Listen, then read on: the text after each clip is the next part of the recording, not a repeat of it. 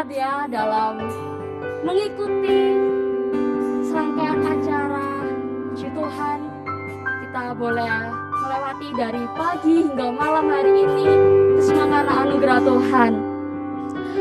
Mari sebelum kita memasuki sesi ibadah pada malam hari ini, dan untuk mengikuti setiap materi-materi yang akan diberikan, kita satu hati, kita berdoa. Tuhan, terima kasih buat segala kebaikan-Mu di dalam hidup kami, Tuhan. Kami bersyukur, Tuhan, kalau Engkau sangat baik, Tuhan.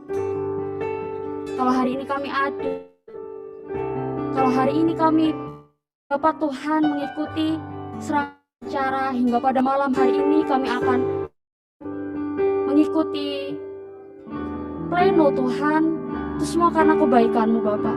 Kiranya Kau memberkati dari awal, pertengahan hingga akhirnya. Kau berkati, Tuhan, setiap jaringan yang ada. Biarlah penyertaan-Mu saja, Tuhan, melingkupi, Tuhan, setiap acara ya, Tuhan. Terima kasih, Bapa, hanya di dalam nama Tuhan Yesus Kristus. Haleluya. Amin. Sebab Dialah Tuhan Allah Maha Besar, Dia layak untuk dipuji. Mari sama-sama kita memuji namanya, membesarkan namanya, sebab Tuhan Maha Besar. Sebab Tuhan Maha Besar dan sangat terpuji, Dia lebih dahsyat dari segala Allah. Sebab Tuhan Maha Besar dan sangat terpuji, kuasanya dahsyat menghancurkan musuh.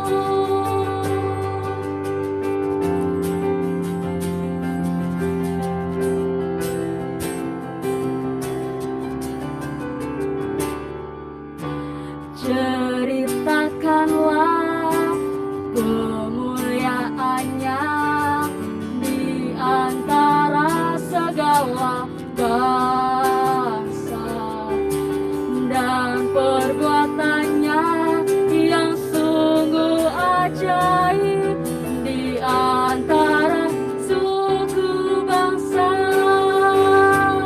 Sebab Tuhan Maha Besar dan sangat terpuji, Dia lebih dari segala Allah. Katakan sebab Tuhan Maha Besar dan sangat terpuji, kuasanya dahsyat menghancurkan musuh.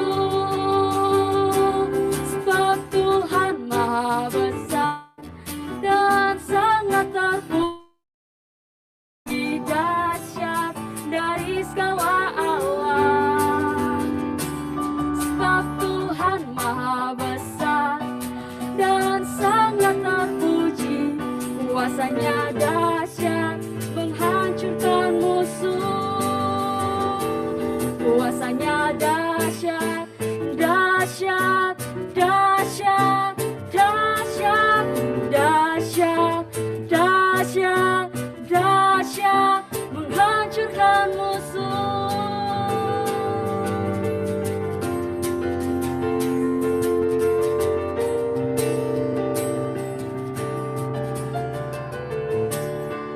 Haleluya. Beri sorak-sorai kemuliaan untuk nama Tuhan. Karena anugerah Tuhan, hari ini kita bukan karena kuat kita, bukan karena kehebatan kita, tapi karena Roh-Nya yang hidup, Roh-Nya yang selalu mengasihi kita. Mari setiap kita yang rindu untuk mengikut Yesus lebih lagi, kita sama-sama memberikan hidup kita, memberikan hati kita untuk Tuhan. Dan biarlah setiap kita memiliki kerinduan untuk mengenal Allah lebih lagi. Bersama-sama kita pujikan, mengikut Yesus. Semua anugerahmu hari ini ada.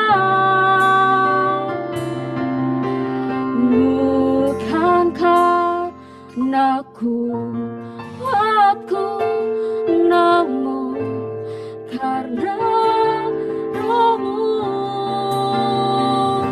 Ku bawa hatiku, penyembahanku, ku semakin berkurang, Yesus makin bertambah. Mengikut Yesus, itulah kesukaan hatiku. Ku lepas semua hakku untuk mengenal kehendaknya di hidupku. Mengiring Yesus, itulah kekuatan hidupku. Ku yakin anugerahnya mampu jadikanku hamba yang berkenan selalu. Sekali lagi kita pujikan.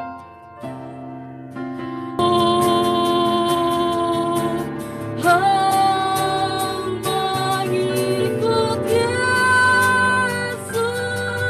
itulah kesukaan hatiku. Ku lepas semua hakku untuk mengenal kehendaknya di hidupku.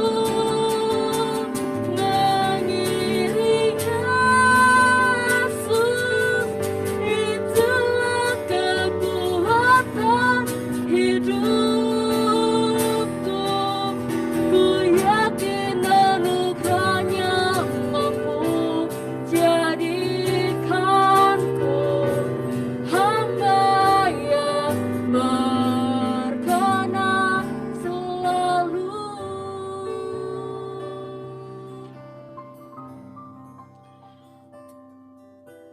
Untuk Ko Wilhan, waktu dan tempat kami persilakan. Selamat malam untuk teman-teman sekalian. Mari kita berdoa terlebih dahulu sebelum kita memasuki sesi untuk pleno bersama ini. Mari kita berdoa. Tuhan, seperti kerinduan yang dinyanyikan melalui lagu ini, biarlah ini boleh menjadi kerinduan kami Tuhan, untuk kami terus boleh mengiring Engkau Tuhan. Dan biarlah diri kami terus semakin rendah, semakin mati di hadapan Engkau Tuhan. Dan biarlah Engkau yang boleh bersinar dan Engkau yang boleh semakin besar Tuhan melalui hidup kami. Terutama ketika kami akan membicarakan mengenai penginjilan, pemuritan, dan misi Tuhan yang dilakukan di dalam dunia digital. Kami merindukan Tuhan bahwa diri kami Tuhan boleh semakin kecil, tapi Engkau yang semakin boleh dinyatakan melalui perangkat, melalui segala platform sosial media yang dipakai Tuhan. Dan kami berdoa Tuhan, biarlah Engkau sendiri Tuhan yang akan mau tolong di dalam sesi malam hari ini, ketika kami mengumulkan bagian ini, supaya kami bisa dengan tajam mengerti Tuhan hal-hal apa yang harus kami lakukan, dan kami bisa saling berbagi di tempat ini, juga yang nanti akan dipandu oleh Kalisman. Kami berdoa, biarlah Engkau sendiri Tuhan yang akan mau pakai setiap kami di dalam momen ini. Biarlah kami sungguh-sungguh Tuhan boleh melihat akan apa yang ingin Engkau kerjakan melalui hidup anak-anak-Mu selama masih muda, di tengah usia, di dalam mahasiswa ataupun teman-teman siswa. Kami merindukan Tuhan, biarlah mereka boleh dipakai secara efektif Tuhan untuk menjadi terang-Mu Tuhan, boleh membawa akan berita Injil-Mu Tuhan dinyatakan di antara berbagai banyak orang Tuhan melalui platform internet dan sosial media. Kami menyerahkan waktu yang singkat ini di dalam penyertaan-Mu. Di dalam nama Yesus kami berdoa dan mengucap syukur. Amin. Sekali lagi selamat malam untuk teman-teman sekalian, teman-teman mahasiswa, ataupun kalau ada teman-teman siswa, juga ada teman-teman staf ya, yang boleh bergabung, baik dari regional Jawa Timur maupun dari seluruh Indonesia. Mengucap syukur untuk malam hari ini kita bisa berkumpul di tempat ini. Kita akan membahas sebuah topik, itu dia ya, yaitu Discipleship and Mission in Digital Area. Jadi kita merindukan bahwa pelayanan pemuritan juga pelayanan misi boleh dinyatakan di digital area begitu ya. Ada sebuah film yang cukup menggemparkan begitu ya di tahun 2020, yaitu kalau teman-teman tahu adalah film Social Dilemma begitu dia ya. Film ini diawali dengan sebuah kutipan dari seorang sastrawan dramatis, seorang penulis drama dari ancient Greek gitu dia, sekitar tahun 400-an gitu ya, yaitu Sophocles gitu ya. Yang dituliskan adalah tidak ada, ini saya artikan di dalam bahasa Indonesia yang sederhana gitu ya. Tidak ada hal besar yang memasuki kehidupan manusia tanpa kutukan. Nah, ini dia ya. Jadi ini yang diangkat pertama sebuah tragedi bahwa tidak ada hal besar yang memasuki kehidupan yang terjadi di dalam dunia ini, gitu dia ya. Bahkan ini dikategorikan sebagai revolusi industri yang terbaru, gitu dia ya. Bagaimana internet itu mengubah daripada landscape dunia dan industri dunia, gitu dia ya. Dan penulis gitu ya daripada naskah Social Dilemma menganggap bahwa sosial media ataupun dunia internet itu lebih membawa kutukan daripada membawa berkat, gitu dia ya. Jadi apakah hal itu hal yang sama yang akan kita pikirkan selama ini melihat sosial media, gitu dia ya, atau melihat dunia internet, gitu dia ya. Maka selalu akan ada the gift and the curse gitu ya dari sosial media. Dan kita mau melihat gitu ya, bagaimana sosial media ataupun internet itu justru dipakai untuk justru bisa mendatangkan berkat, mendatangkan hal-hal yang baik melalui setiap apapun yang diakses gitu ya. Dan kalau teman-teman melihat film Social Dilemma, sebuah film dokumenter, ataupun teman-teman yang aktif di YouTube gitu ya, melihat video dari Skinny Indonesia 24 gitu ya, yang baru gitu ya, bahwa YouTube lebih dari TV, tapi di kesimpulan bahwa YouTube lebih berbahaya daripada TV gitu ya. Apakah hal itu hal yang sama yang kita lihat gitu ya? Apakah kita hanya sekedar menjadi sebuah produk dan kita tidak bisa menghasilkan sesuatu yang begitu bermakna gitu ya? Dan itulah yang seperti dikatakan oleh Tristan Harris gitu ya, yang Google, dan dia sekarang merintis sebuah non-profit berkaitan dengan etika di dalam dunia internet gitu ya. Dia mengatakan bahwa teknologi mengarahkan apa yang dipikirkan dan dipercaya oleh 2 miliar orang itu setiap hari. Dan ini mungkin sebuah pengaruh terbesar yang pernah ada di dalam dunia, yang bisa menggerakkan lebih dari 2 miliar orang gitu ya. Dan ini adalah sebuah temuan yang mungkin pertama kalinya dibuat di dunia ini gitu ya. Bahkan agama dan pemerintah pun tidak memiliki pengaruh yang besar terhadap pemikiran orang sehari-hari menurut Tristan Harris itu ya. Dan kita mau mengumulkan bahwa apakah memang seperti itu gitu ya. Teknologi akan mengambil alih semua, bahkan agama dan juga nilai-nilai yang diajarkan ataupun dibawa itu tidak akan bisa memberikan pengaruh. Maka inilah dia yang kita berusaha untuk jawab melalui sesi pleno kali ini dan bisa membawa kemajuan itu dia ya. Memang itu dia sekali lagi ya, ada kutukan tapi juga ada berkat itu dia. Ada kutukan bagaimana orang-orang bisa direkrut untuk menjadi teroris itu ya. Bahkan beberapa naskah dokumenter itu yang ditulis itu ya, bagaimana seorang anak-anak di Inggris, anak-anak di Amerika yang belajar soal teroris hanya melalui percakapan di dunia Facebook gitu ya. Tapi juga kita melihat ada di sisi lain bagaimana banyak orang yang datang mengenal Kristus, banyak orang yang akhirnya mengalami hidupnya dipulihkan juga melalui sosial media gitu ya. Dan itulah dia yang akan kita rindukan, bahwa kita akan eksplor lebih dalam di malam hari ini. Maka saya akan memperkenalkan pembicara pada malam hari ini, yaitu Kak Lisman Komaladi, itu dia ya, atau kita panggil biasa Ko Celi, nama Mandarin itu dia ya. Jadi Kak Lisman gitu ya, dipanggil Kak ya, meskipun nggak terbiasa mungkin bagi Ko Celi ya dipanggil Kak ya, tapi di tradisi kita dipanggil Kak gitu ya. Jadi dia kuliah S1 di Teknik Kimia di UGM, lalu melanjutkan S2 di University of New South Wales di Australia, lalu tahun 99 pindah ke Singapura dan melayani sebagai Associate Staff untuk FES Indonesia Ministry, dan menjadi Vice Chairman untuk FES Council gitu ya. Dan akhirnya pada tahun 2008 bergabung menjadi staf penuh waktu di FES Singapura, dan 2011 menjadi Sekjen FES sampai tahun 2020. Selain itu dia juga mengambil studi master dalam bidang teologi di Trinity Theological College Singapura dan University of St Andrews Scotland UK.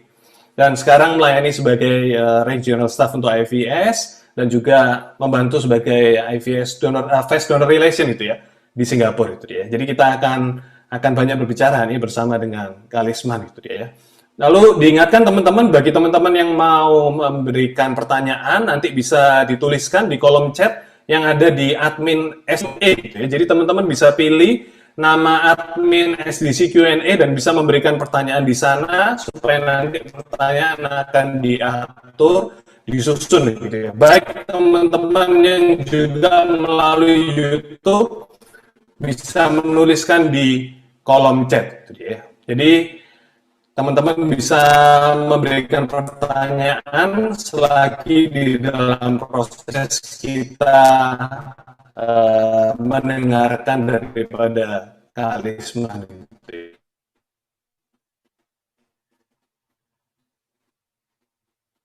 Oke, sudah ya, saya ya. Oke, saya share screen dulu ya.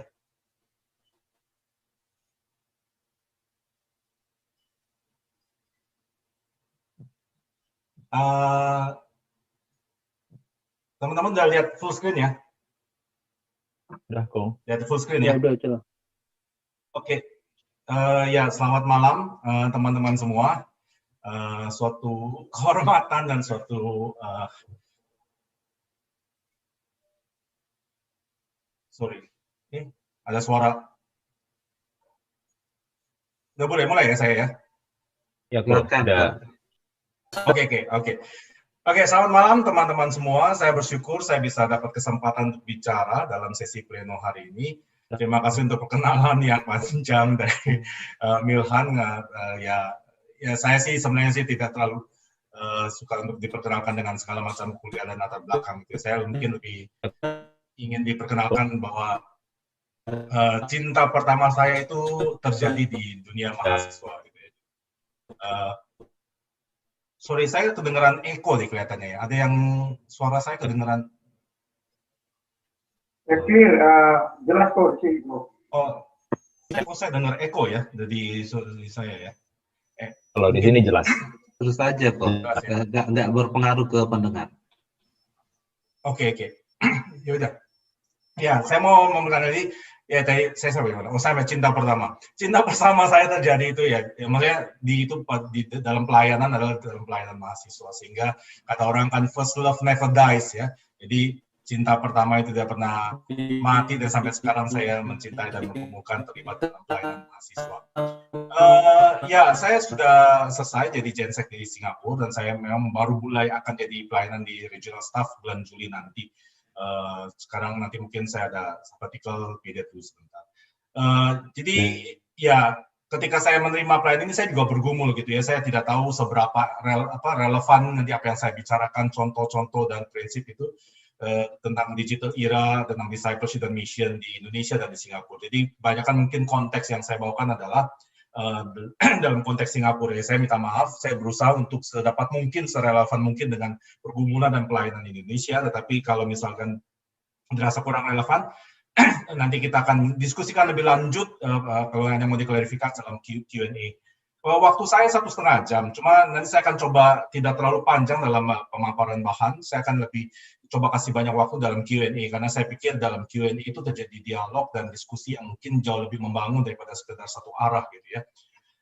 Hari ini kan sesi pleno, bukan eksposisi Alkitab, jadi sehingga saya tidak akan bahas banyak dari eksposisi Alkitab. Mungkin bagian akhir saya akan bahas sedikit tentang satu bagian dari firman Tuhan, tapi saya akan mencoba memaparkan pemikiran-pemikiran saya tentang pemuritan dan misi di dunia digital, terutama yang diminta oleh panitia kaitan dengan antara konteks, konten, dan kontainer daripada pelayanan yang kita lakukan dalam di dunia digital gitu ya. Dan saya berharap nanti saya akan meminta salah satu staf saya untuk membagikan juga pengalaman dia yang real waktu dia melayani di dunia digital. Saya mulai dengan satu asumsi bahwa COVID-19 itu mempercepat transformasi digital.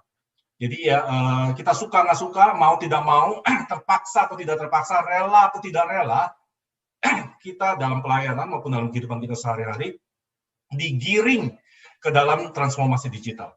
Dan ini menjadi suatu hal yang tidak terelakkan ya, dalam kehidupan kita, dalam pelayanan kita. Sehingga mau nggak mau sekarang kita harus memikirkan lebih lanjut secara detail apa yang harus kita lakukan. Gitu.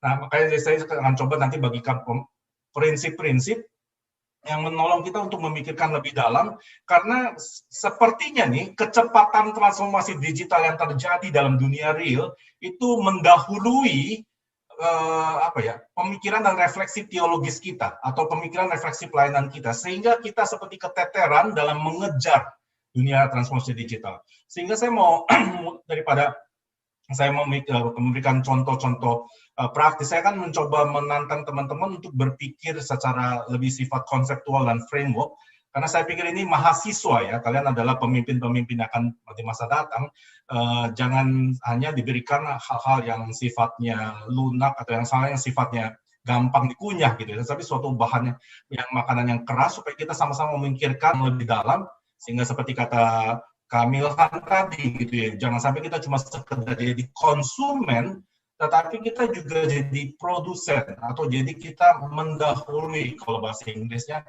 we are riding over the ride of the cycle atau the wave of digital transformations. Ya. Dua hal yang saya jadikan basis dalam pemikiran saya hari ini adalah dalam salah satu tulisan orang saya, Five Things We Need to Know to Change. Yang kedua, Tim Challies, The Next Story, Faith, Friends, Family, and the Digital World. Ya, jadi saya akan bagikan sesi presentasi saya hari ini dalam 3 bagian, yaitu konteks, konten. Akan mulai bagian yang pertama tentang konteks. Nah, yang saya mau paparkan di sini adalah dalam konteks dunia tentang perkembangan dunia teknologi digital, mungkin saya akan paparkan lebih daripada sekedar digital teknologi gitu ya. Walaupun memang sekarang boleh dikatakan hampir semua perkembangan teknologi itu adalah digital teknologi. Tetapi sebenarnya perkembangan teknologi adalah beyond just digital teknologi. Ini tahun lalu dikatakan ya, ada sekitar 8 teknologi masa depan yang akan menguasai atau yang akan mau tidak mau menjadi bagian dari kehidupan kita sehari-hari ya. Robotics, Internet of Things, kalau teman-teman yang di dunia computer engineering tahu, augmented reality, ya, seperti ada virtual reality, kemudian blockchain, artificial intelligence, 3D printing, juga drones ya. Jadi ini 8 teknologi yang diperkirakan akan mendominasi perkembangan teknologi ke depan. Dan saya pikir bukan hanya sekali lagi bukannya dunia digital, sosial media dan internet, tetapi semua hal ini seperti bekerja sama satu padu untuk menguasai atau menginvasi di dunia kita dan juga dunia pelayanan kita. Nah, bagaimana kita menyikapi teknologi ini dan menjadikan teknologi menjadi pembelajaran bagi pelayanan kita. Nah, saya mau memberikan 5 hal untuk dalam mempelajari konteks perkembangan teknologi, yaitu satu, mengetahui atau be aware terhadap the context of the technological development yang kita hadapi sekarang, sehingga ketika kita mengetahui konteks yang kita hadapi, kita akan lebih tidak gagap untuk merumuskan konten untuk menjawabnya, dan juga membuat kontainer untuk bisa menyikapinya. Jadi memahami konteks dan mengerti konten itu lebih penting daripada sekedar membuat kontainer. Tapi seringkali kita tidak memahami konteks dan mengerti konten. Ya. Oke, saya akan mulai. 5 hal tentang konteks perkembangan teknologi atau yang harus kita sikapi dan kita mengerti. Pertama adalah, seperti tadi juga dikatakan ya, teknologi itu ada give, ada curse, kata Kamilhan. Atau di sini dikatakan ada opportunity, ada risk. Ya. Ya, teknologi always involves both benefit dan juga setback, opportunity dan juga risk, kesempatan dan resiko, gitu ya. Contohnya misalnya dalam dunia COVID, gitu ya, tahun lalu tiba-tiba Zoom teknologi menjadi berkembang, menjadi suatu hal yang hampir tidak bisa kita tidak pakai dalam pertemuan pelayanan mahasiswa. Memang itu memberikan efisiensi, gitu ya. Jadi sekarang dulu kita khotbah mungkin cuma bisa buat 20 orang, gitu. Pada saat yang sama sekarang dengan Zoom kita khotbah mungkin bisa ke ratusan orang, gitu ya.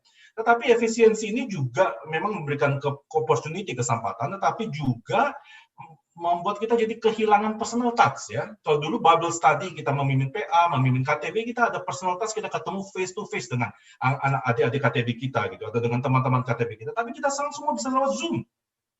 Ya ada yang argue atau mengatakan ya Zoom pun juga personal gitu ya, face to face juga gitu, benar-benar literally screen to screen gitu ya. Tetapi memang ada resikonya juga, ada setback-nya juga, ada curse-nya juga yang dikatakan. Sosial media gitu ya, memang membuat kita internet itu kata orang mengatakan this is the era, the most connected era dalam sepanjang zaman. Kita semua connect, tetapi pada yang sama kita semua saling teralienasi gitu ya. Kita semua dikungkung atau dipengaruhi oleh kita punya katanya istilah kerennya itu ya, social media echo chamber bubble gitu ya. Gelembung apa ya, echo chamber gelembung, waduh saya kurang echo chamber lah, kalian cari sendiri itu, bahasa Indonesia juga susah. Echo chamber bubble gitu ya. Di mana kita masing-masing kita dikasih feed informasi yang masuk ke dalam dunia kita adalah feed, ada preferensi yang sesuai dengan apa yang biasa kita baca.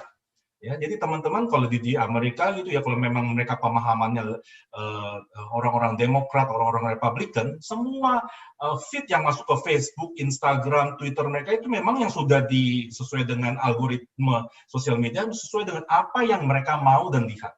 Demikian juga kita gitu ya, kalau di Indonesia saya nggak tahu gitu ya, apakah ada kelompok kadrun di sini gitu ya, ada kelompok kadrun, ada kelompok Pancasilais, kelompok NKRI, ya semuanya apa yang kita baca adalah apa yang kita mau baca gitu ya. To certain extent it's good karena itu memberikan kita comfort level, memberikan kita menyemangati kita, tapi pada saat yang sama membuat kita tuh terbungkus dalam gelembung yang membuat kita tidak tahu apa yang terjadi di luar sana, atau kita tidak lagi bisa toleransi ataupun aware terhadap apa yang terjadi di luar sana. Nah, ini akan mempengaruhi bagaimana kita memberitakan Injil ataupun memuridkan teman-teman mahasiswa atau karena kita semua dikungkung dengan konsep berpikir apa yang kita tahu saja. Nah, sekali lagi itu hati-hati ya, teknologi itu memang memberikan benefit tetapi juga ada setback. Itu pertama. Kita harus terima hal ini sebagai suatu awareness atau cautions. Yang kedua, menarik gitu ya, ini sebenarnya sudah ditulis oleh Marshall McLuhan itu 60 tahun yang lalu gitu ya. The medium is the message gitu ya. Atau dengan kata lain dalam bukunya itu dia mengatakan sebenarnya teknologi itu tidak netral.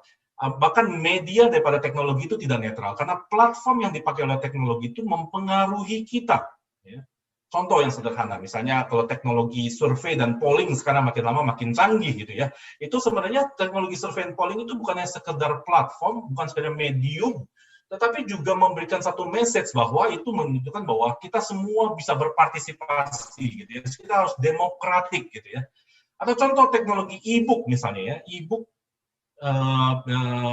sekarang semua buku-buku makin banyak makin dalam bentuk e-book, dalam e-copies gitu ya. Itu bukan hanya sekedar teknologi, tapi memberikan pesan. Itu berarti menunjukkan bahwa kita tuh bisa harus mobile, kita juga bisa baca pada waktu kapan saja gitu ya, membuat kita hidup kita semakin pace-nya semakin cepat gitu ya. Ya. Sama juga tadi seperti yang saya tadi sudah sebutkan bagian pertama tentang sosial media, echo chamber bubble. Oh ya, gelembung ruang gemah kalau nggak salah ya. Kalau nggak tahu benar atau enggak gitu. Itu juga, jadi setiap medium yang dipakai oleh teknologi itu tidak netral. Salah satu contoh lagi misalnya di Indonesia, Indonesian Idol gitu ya. Indonesian Idol seolah-olah itu seperti suatu hal yang wajar gitu. Oh, itu sebenarnya itu cuma kontes vokal dan segala macam. Tapi itu sebenarnya medium memberikan voting kepada orang-orang yang kita sukai itu sebenarnya ada message-nya. Itu apa? Message-nya bahwa pada akhirnya kadang-kadang ya salah satu yang kritikal terhadap dunia orang-orang reality show gitu ya adalah pada akhirnya kualitas itu ditentukan bukan karena ada kualitas standar per se, tetapi karena voting. Karena apa yang orang sukai. Jadi preferensi daripada orang-orang itu jauh lebih penting daripada kualitas per se. Nah, itu ada filosofi di belakangnya.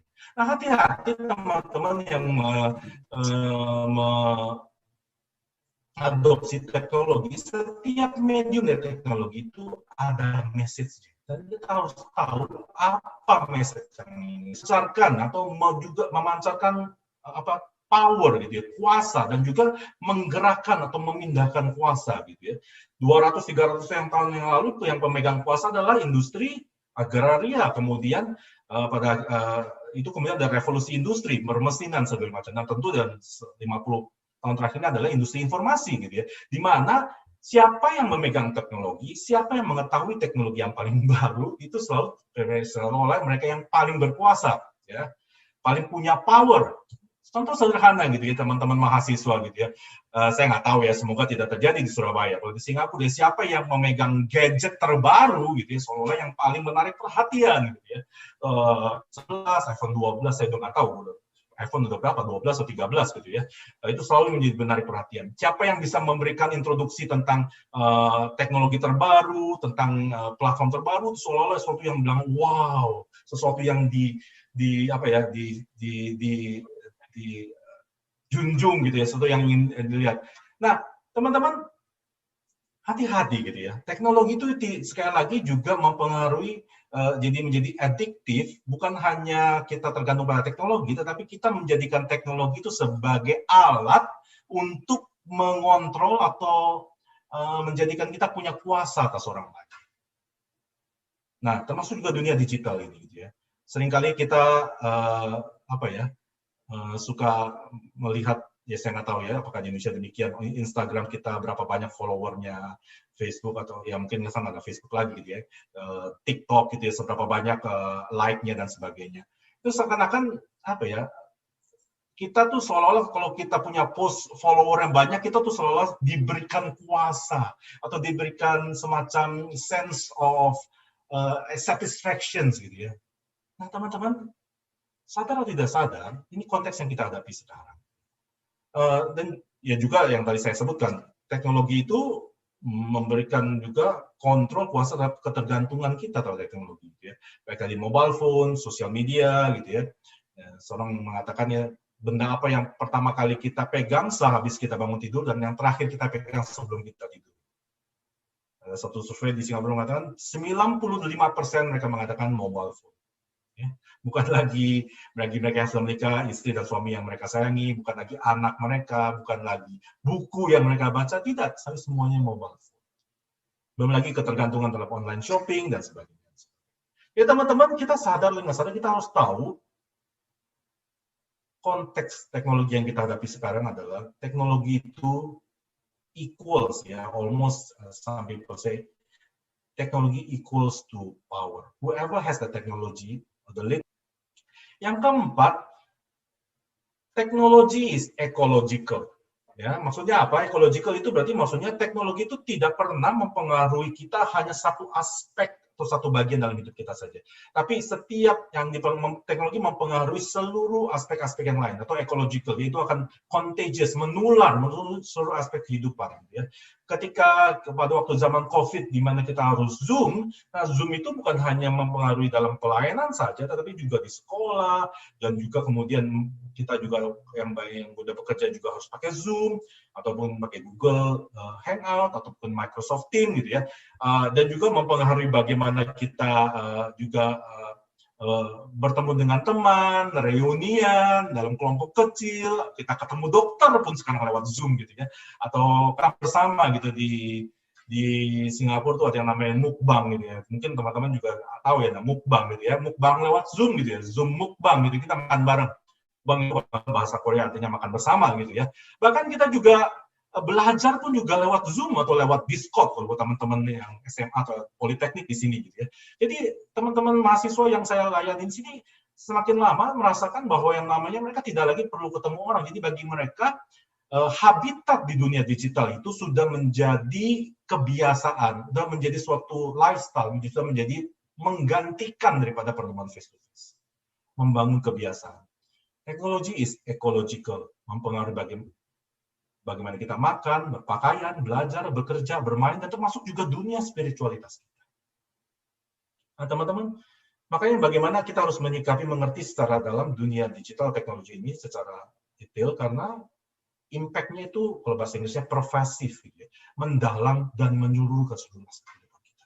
Dan yang terakhir, yang kelima, bukan hanya demikian, teknologi itu juga biological, gitu ya.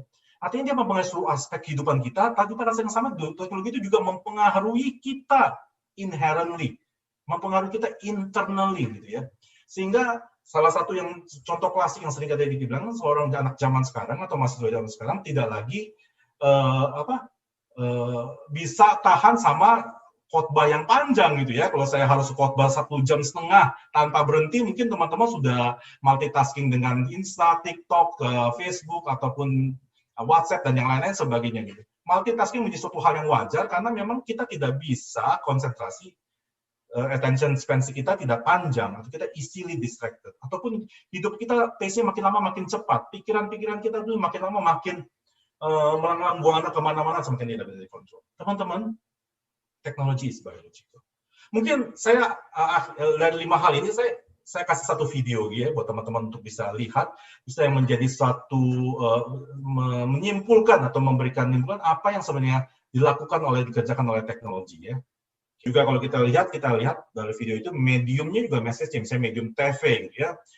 Kita bisa argue tentang filosofi daripada TV atau sekarang YouTube gitu ya. Sehingga dari seseorang yang dulu aktif mendengar, berpikir kritikal menjadi pasif. Kalau kita hanya disodorkan atau dijejali dengan informasi, dijejali dengan sekarang visual gitu ya, gambar-gambar yang membuat kita kadang-kadang tidak lagi berpikir tapi kita cuma sekedar dijejali. Teknologi juga memberikan kontrol gitu. Setiap individu tuh seperti seolah-olah punya kontrol terhadap hidupnya masing-masing, punya dunia yang masing-masing, tidak mau melepaskan kontrol kendali kepada orang lain. Dan juga mempengaruhi makanan yang dimakan, ecological gitu ya, mempengaruhi pet yang dipelihara gitu ya, anjingnya juga jadi robot dogs gitu. Dan terakhir juga teknologi itu biological, distraksi dan juga kalau teman-teman perhatikan gitu ya, musik yang dimainkan dari lambat menjadi cepat, pace of life dari lambat menjadi cepat. Ya sekali lagi teman-teman, kita suka nggak suka, ini yang kita hadapi. Ini konteks pemuritan, konteks misi yang kita hadapi ke depan. Kalau kita tidak mau menerima hal ini, sama seperti mitos burung onta itu ya, ketika musuhnya datang dia memasukkan kepalanya ke dalam pasir, seolah-olah musuhnya hilang, seolah-olah tidak ada tantangan, seolah-olah tidak ada pergumulan, itu karena memang dimasukkan ke dalam pasir. Kita tentu tidak semua seperti itu. Kita mau mengetahui inilah konteks yang kita hadapi, lalu bagaimana konten yang kita harus gumulkan dalam menyikapi hal ini. Nah, kita akan masuk ke dalam bagian kedua, yaitu tentang konten. Tapi sebelum itu mungkin teman-teman, saya mau ajak, kayaknya kita masih ada waktu. Ya, teman-teman coba buka tinyurl.com/miro DSI. Saya akan stop share dulu sini. Saya mau ajak teman-teman untuk mencoba satu platform yang teman-teman bisa coba dalam teman-teman ketika pelayanan mahasiswa ya. Saya ini di sini. Bentar ya. Ya, teman-teman bisa buka linknya ini.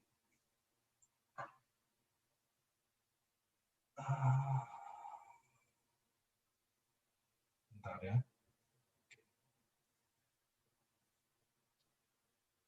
Ya. Ya ini ya, ini yang kita kalian lihat. Jadi sebenarnya, oke, saya tunggu teman-teman buka linknya.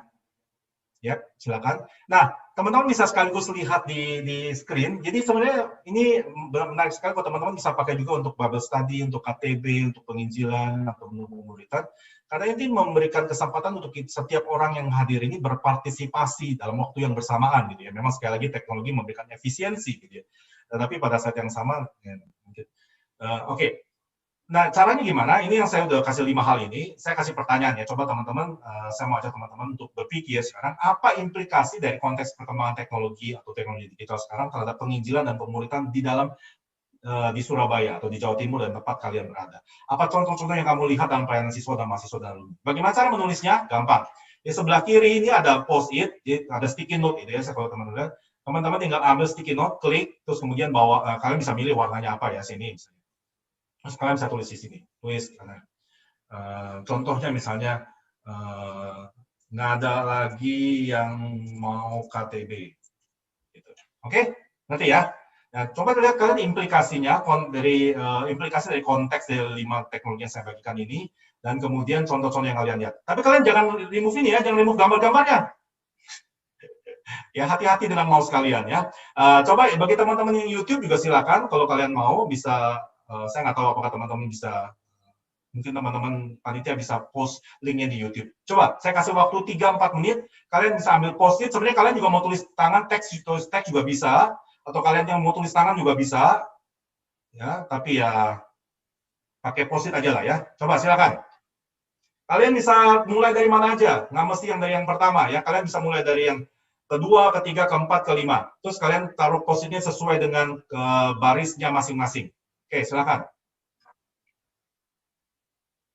Oke, sambil posisinya buat teman-teman yang tidak jelas bisa saling menjelaskan satu sama lain di grup chat. Tinggal ambil sticky note, saya ulangi, terus kemudian ambil warnanya, terus kemudian kalian tulis di sini dan kemudian kalian tulis. Oke, bisa ya? Gampang lah ya, mahasiswa sebenarnya tidak gagap teknologi. Oke, silakan. Nah, bagi teman-teman yang lain bisa saling melihat sebenarnya apa yang menjadi komentar atau pemikiran dari teman-teman. Jadi pertanyaan jelas ya, apa implikasi dari konteks perkembangan teknologi ini dan apa contoh-contoh yang kamu lihat? Bisa positif, bisa negatif, silakan.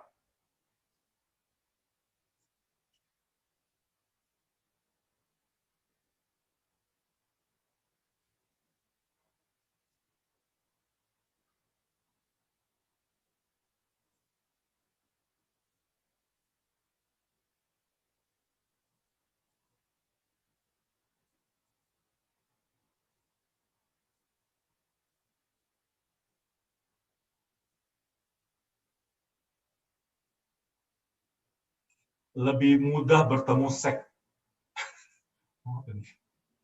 Oke.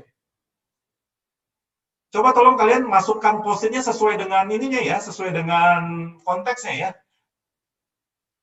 Teknologi, ecological, biological gitu ya. Sesuai dengan barisnya kalau bisa ya. Oke, silakan.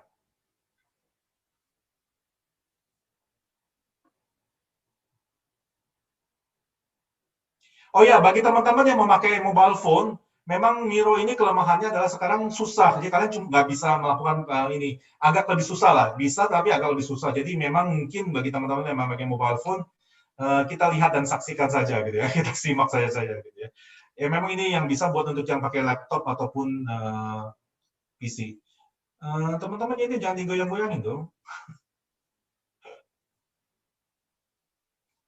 Oke, lebih mudah bertemu secara online, lebih dinamis, jenuh KTP online, Injil mudah disebarluaskan.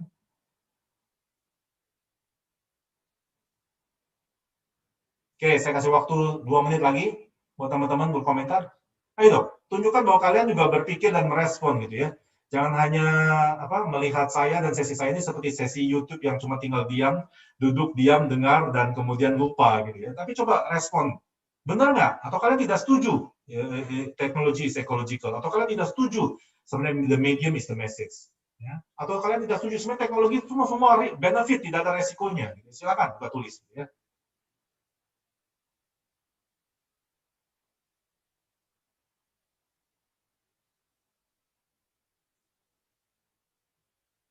Oke, lagi silakan. Soalnya yang udah masuk, ada 50 orang yang udah masuk di sini, bisa ambil post-it-nya dan mulai ketik. Jarang KTP jasmani, jarang makan-makan ya, oke. Sekarang jadi kurus-kurus gitu ya, tidak ada bisa makan bersama. Sekarang ada mukbang sih nggak kalian? Makan-makan lewat Zoom, jadi beli masing-masing. Di sini juga ada salah satu kebiasaan itu saling memberikan, paling kalian juga sama gitu ya, saling memberikan makanan lewat GoFood atau lewat GrabFood gitu ya. Saling kirim-mengirim makanan. Lebih dinamis, terpengaruh paham-paham baru, oke.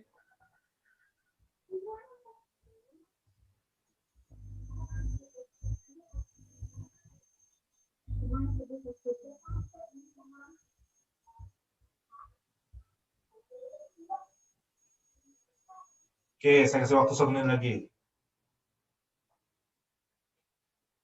Ya teman-teman yang tidak berespon malah ini kali ya, jadi explore platform ini gitu ya, bisa ngapain aja, bisa apa aja gitu ya. Oke. Keharmonisan kurang.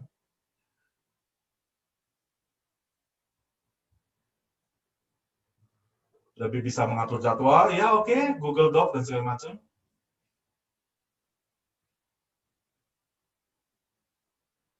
Ups. Ya, jangan di-delete dong. Oke, nggak apa-apa. Kita sudahi dulu ya. Ini hanya sebagai salah satu eksplorasi atau contoh bagaimana menggunakan teknologi dalam bisa untuk KTB, bisa untuk Bible study gitu ya. Kita sudahi dulu ya. Saya tutup share-nya supaya jadi kita nggak usah share lagi. Cuma can view. Oke. Saya akan lanjutkan. Bentar ya.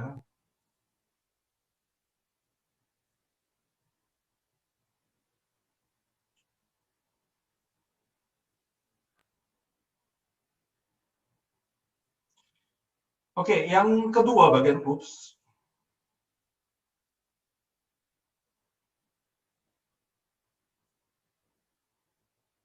Yang kedua soal konten. Saya akan go through secara cepat karena memang ini mungkin suatu hal yang agak sulit gitu ya, secara konseptual. Tapi saya mau teman-teman untuk mengerti, untuk memikirkan hal ini. Memang esensi penginjilan atau esensi pemuritan tidak berubah gitu ya. Tapi kita harus mengerti lebih dalam, pengertian lebih dalam, apalagi kita dibombardir oleh teknologi dan perubahan. Sekali lagi, jangan sampai kita perubahan dan teknologi itu mendahului atau lebih cepat daripada refleksi teologi kita. Jadi oleh itu pertama-tama kita harus tahu apa yang berubah dan apa yang tidak berubah.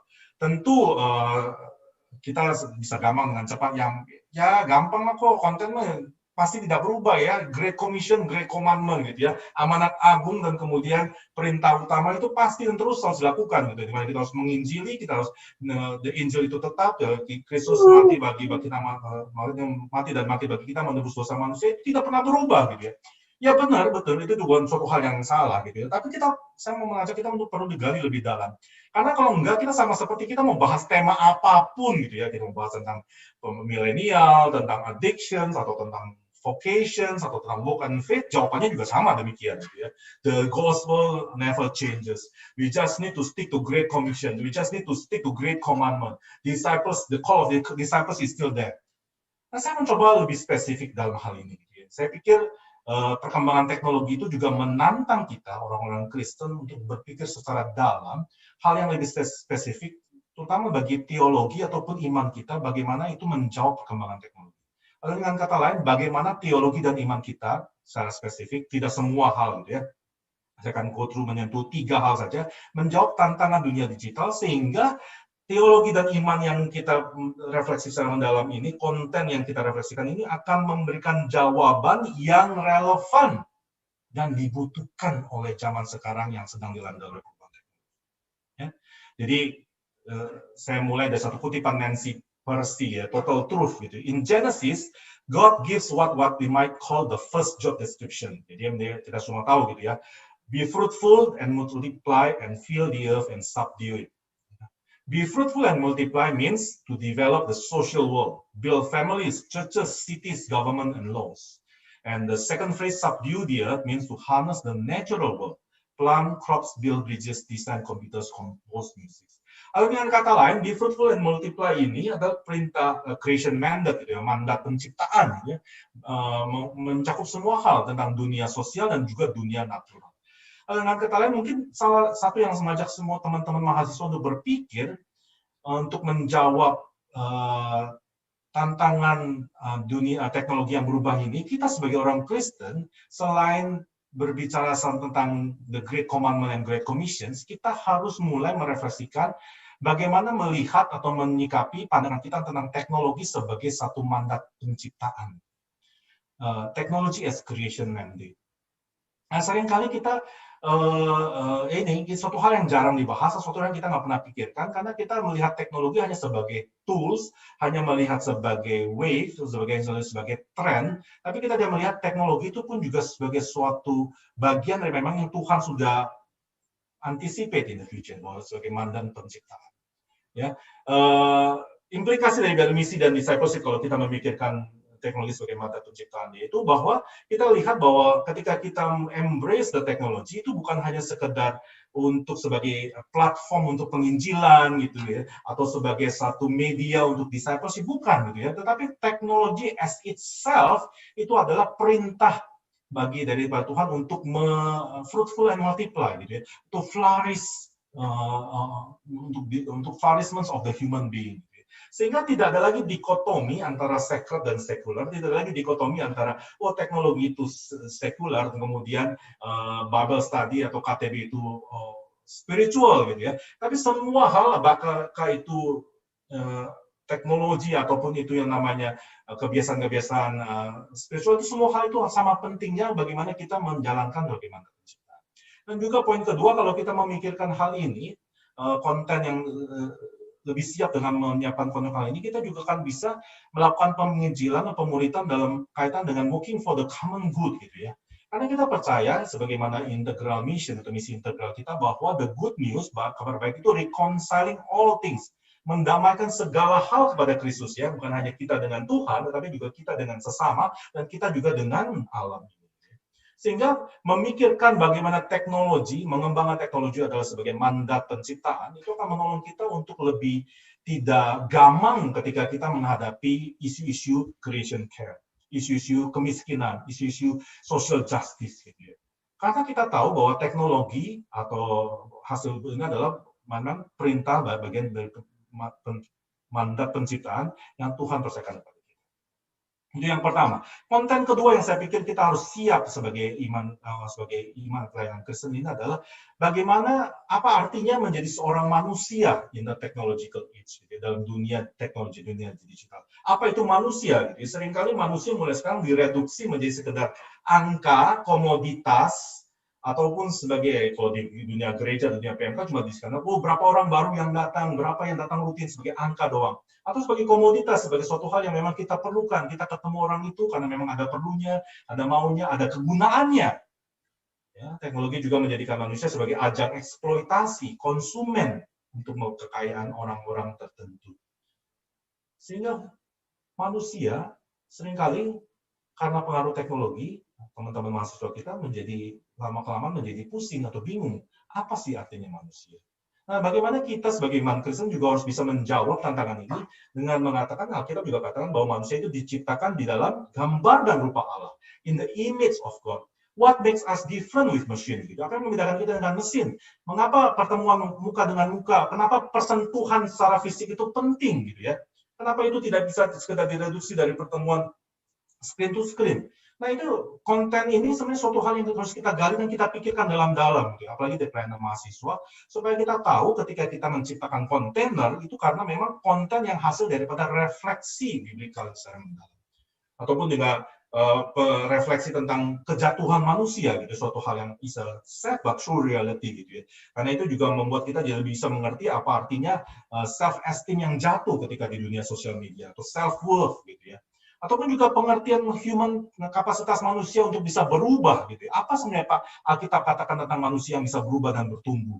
Ya, apakah memang itu bisa seperti kata teknologi dengan cepat, secara instan, atau memang perlu waktu?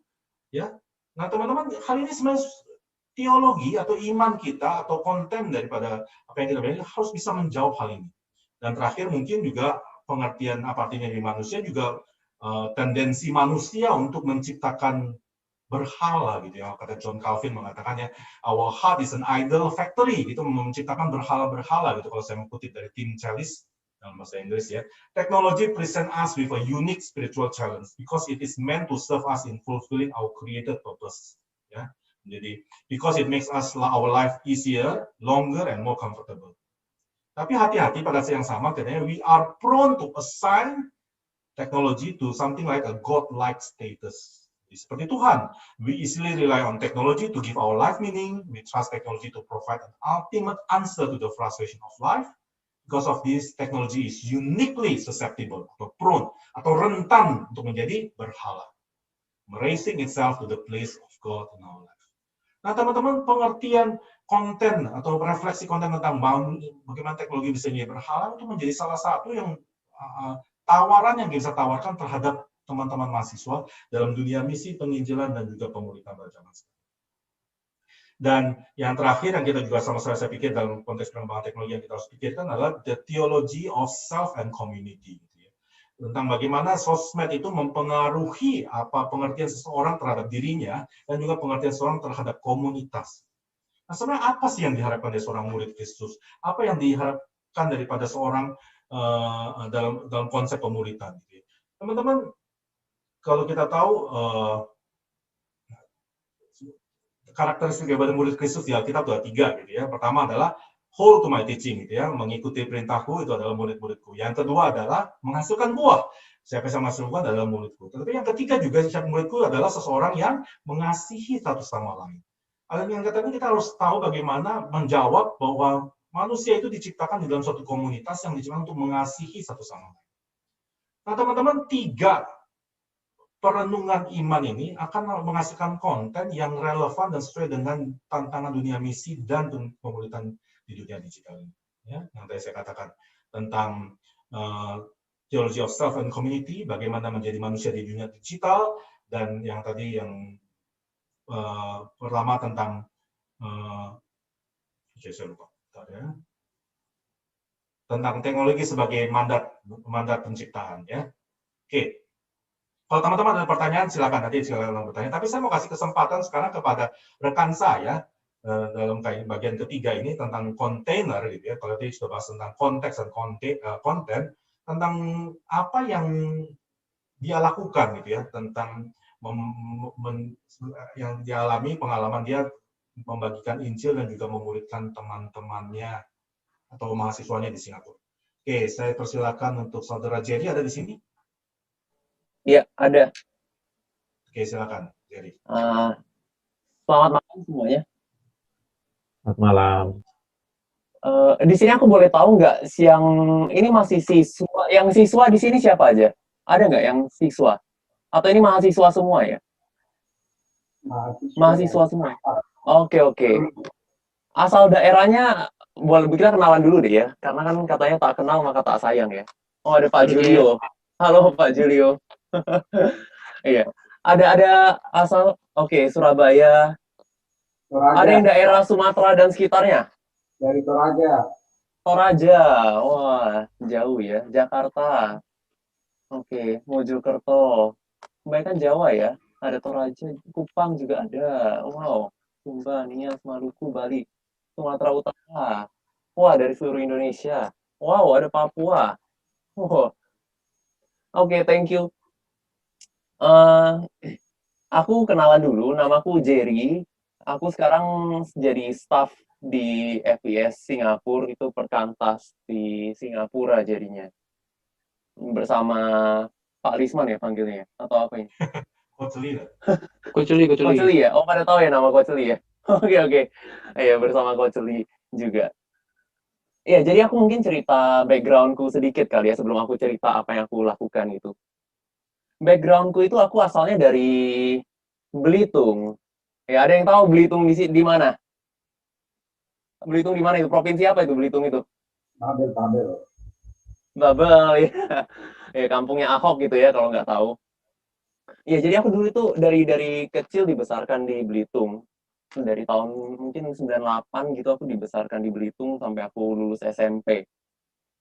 Aku masih ingat waktu aku masih di Belitung itu, aku itu dulu suka banyak pertanyaan tentang Alkitab dulu itu. Banyak banget, dan aku nggak bisa tanya siapa-siapa. Di Belitung itu, aku nggak tahu di sini ada ini nggak ya? Toko buku Kristen itu bener-bener nol. Big zero gitu. Bener-bener nggak ada sama sekali di seluruh kota itu. Jadi aku nggak pernah ngerti ada namanya buku Kristen zaman itu. Jadi kalau punya pertanyaan Kristen, aku tanya ke pendeta, nggak tentu juga bisa dijawab gitu. Dan dulu aku bener-bener punya banyak banget pertanyaan-pertanyaan kayak gitu waktu aku masih di Belitung. Perpustakaan Kristen itu nol. Nggak ada. Di gereja aku bener-bener nggak ada. Udah agak belakangan mulai muncul, tapi itu cuma untuk anak-anak juga gitu. Jadi aku mau baca buku, mau belajar itu nggak ada. Nol. Terus yang lucu mungkin di sini. Dulu aku TV channel ya. Di sini pada masih nonton TV nggak sih? Nonton TV nggak? Nonton ya? Masih nonton ya? Dulu itu TV channelku, oke, di sini TV channelnya ada berapa TV channel sih di kota tempat kamu masing-masing? Di tempatmu ada berapa TV channel? Kira-kira puluhan, ratusan, atau ribuan bahkan, atau udah nggak tahu saking banyaknya.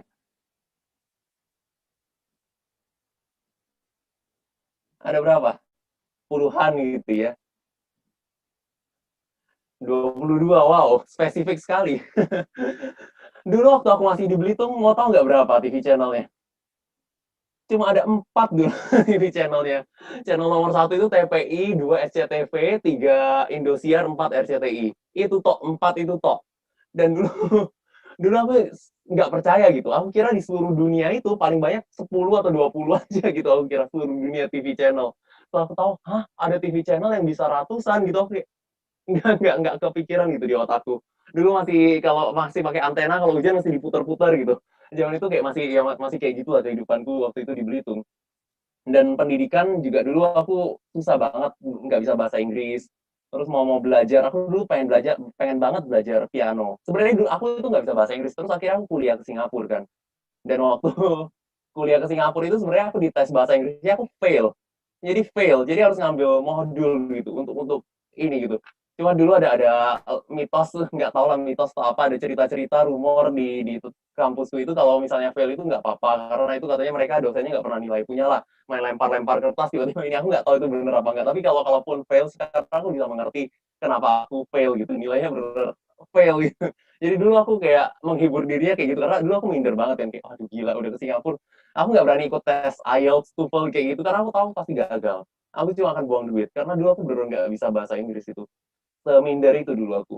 Mau main piano, cari-cari sana sini, guru-guru nggak dapet gitu. Terus kayak, iya akhirnya ini gitu. Ya sampai sekarang juga nggak terlalu bisa lah main piano. Ya, jadi itu pengalamanku waktu aku dibesarkan di Belitung. Tapi ya bersyukurnya ketika melihat Tuhan memimpin hidupku dari Belitung hingga ke sekarang aku bisa di Singapura, aku jadi kayak bener-bener apa ya, di Singapura itu dulu aku bener-bener haus ya untuk mau belajar, mau kenal Tuhan gitu ya di Belitung. Terus nggak ada channelnya waktu itu.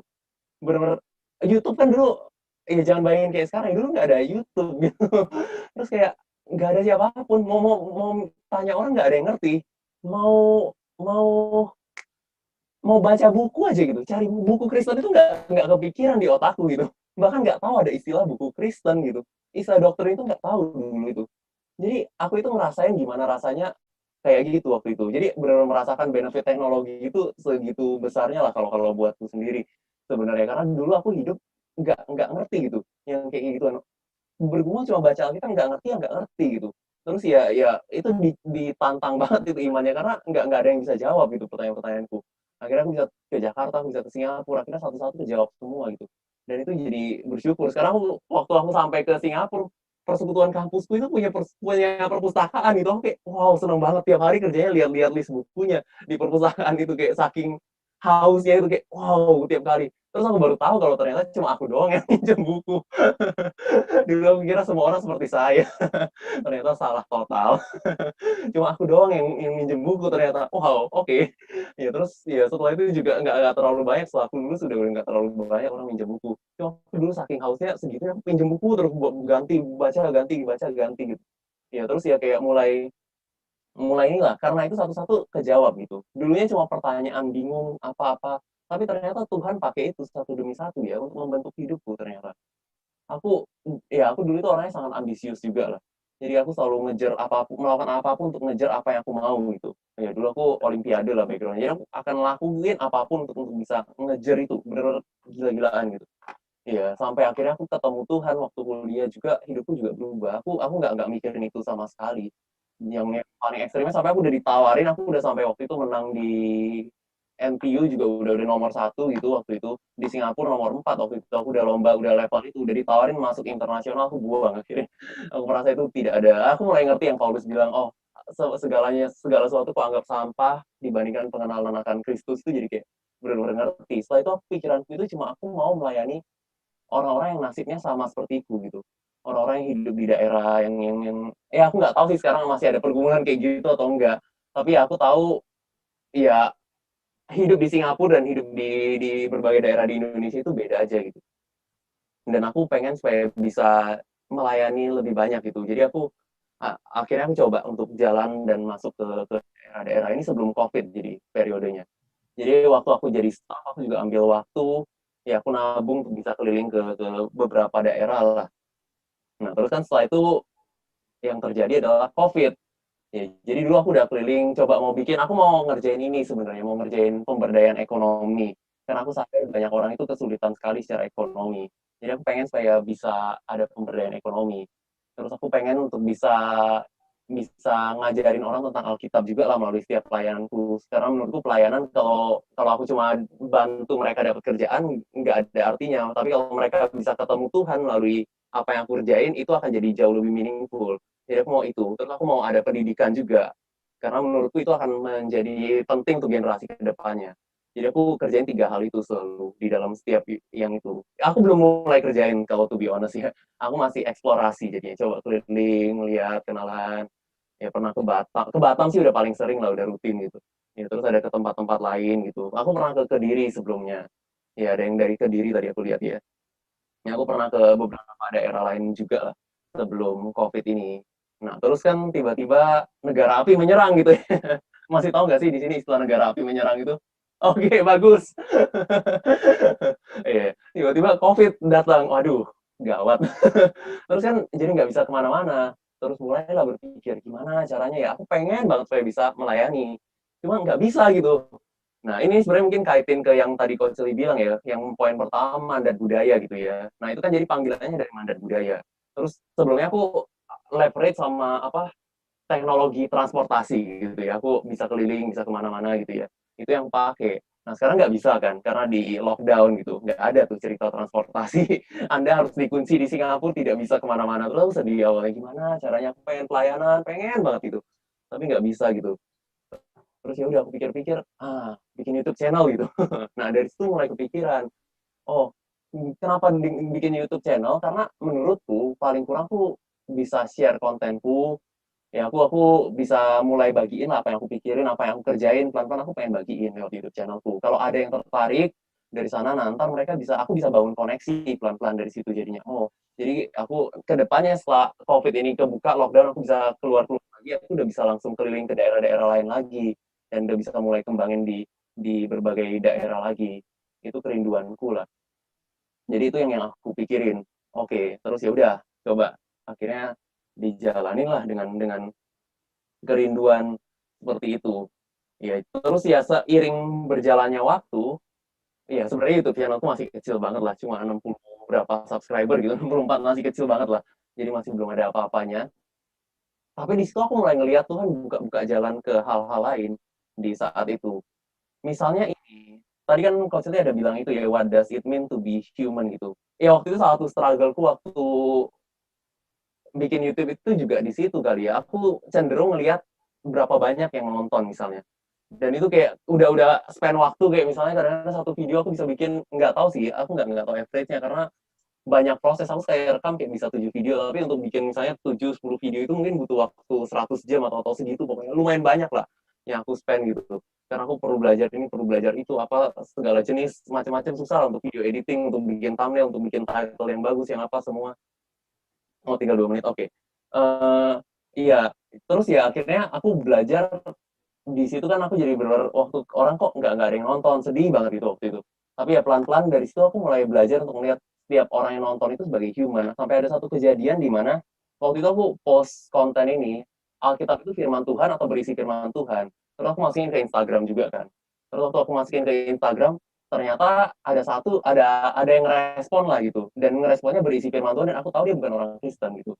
Dan di situ aku jadi kayak ngeliat, oh wow, oke, gitu. Jadi kayak aku di situ mulai ngeliat, oh aku nggak peduli ya viewersku berapa atau apa, tapi aku melihat setiap orang ini mungkin ada pergumulan, mungkin mereka pengen kenal Tuhan gitu. Terus udah aku udah lupa tuh viewersnya mau jelek mau apa nggak peduli gitu. Aku kontak orang ini personally gitu. Terus jadi di situ jadi aku ya langsung ngomong aja gitu kan, karena diskusinya ya langsung kemarin kamu kok jawab kayak gini, kenapa gitu. Terus dan dia jawab gitu, dan kita beberapa hari, 2 hari 3 hari kemudian kita bicara tentang hal itulah. Jadi itu langsung direct gitu yang aku benar-benar sangat bersyukur lah. Oh gila, ternyata Tuhan buka jalan satu demi satu. Aku jadi mulai ngeliat gimana cara bisa pelayanan dengan, ya masih pemula lah, tapi aku mulai ngeliat lah gimana cara mulai Tuhan buka jalan melalui digital ini, melalui YouTube, melalui sosial media kayak gini. Ya itu aja sih sharing dariku. Thank you. Oke, thank you Jeff. Yuk. Ya teman-teman, saya punya waktu 1 menit terakhir.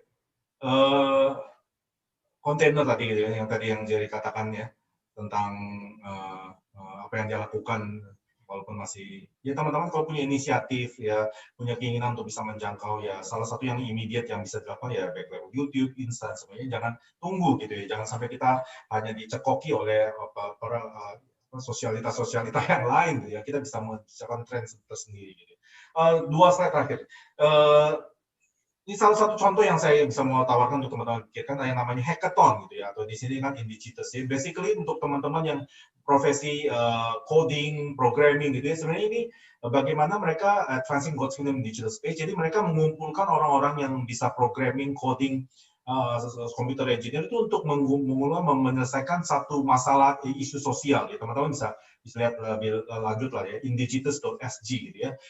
Jadi bagaimana menggunakan teknologi juga untuk menyelesaikan sesuatu masalah sosial for the common good. Dan yang ikut dari Indigitus ini kadang-kadang juga ada beberapa yang non-Kristen, sehingga dari ini menjadi suatu platform bersama untuk menjadi bekerja bersama-sama untuk common good. Pada saat yang sama juga membagikan menjadi testify atau witness tentang Injil itu kepada mereka.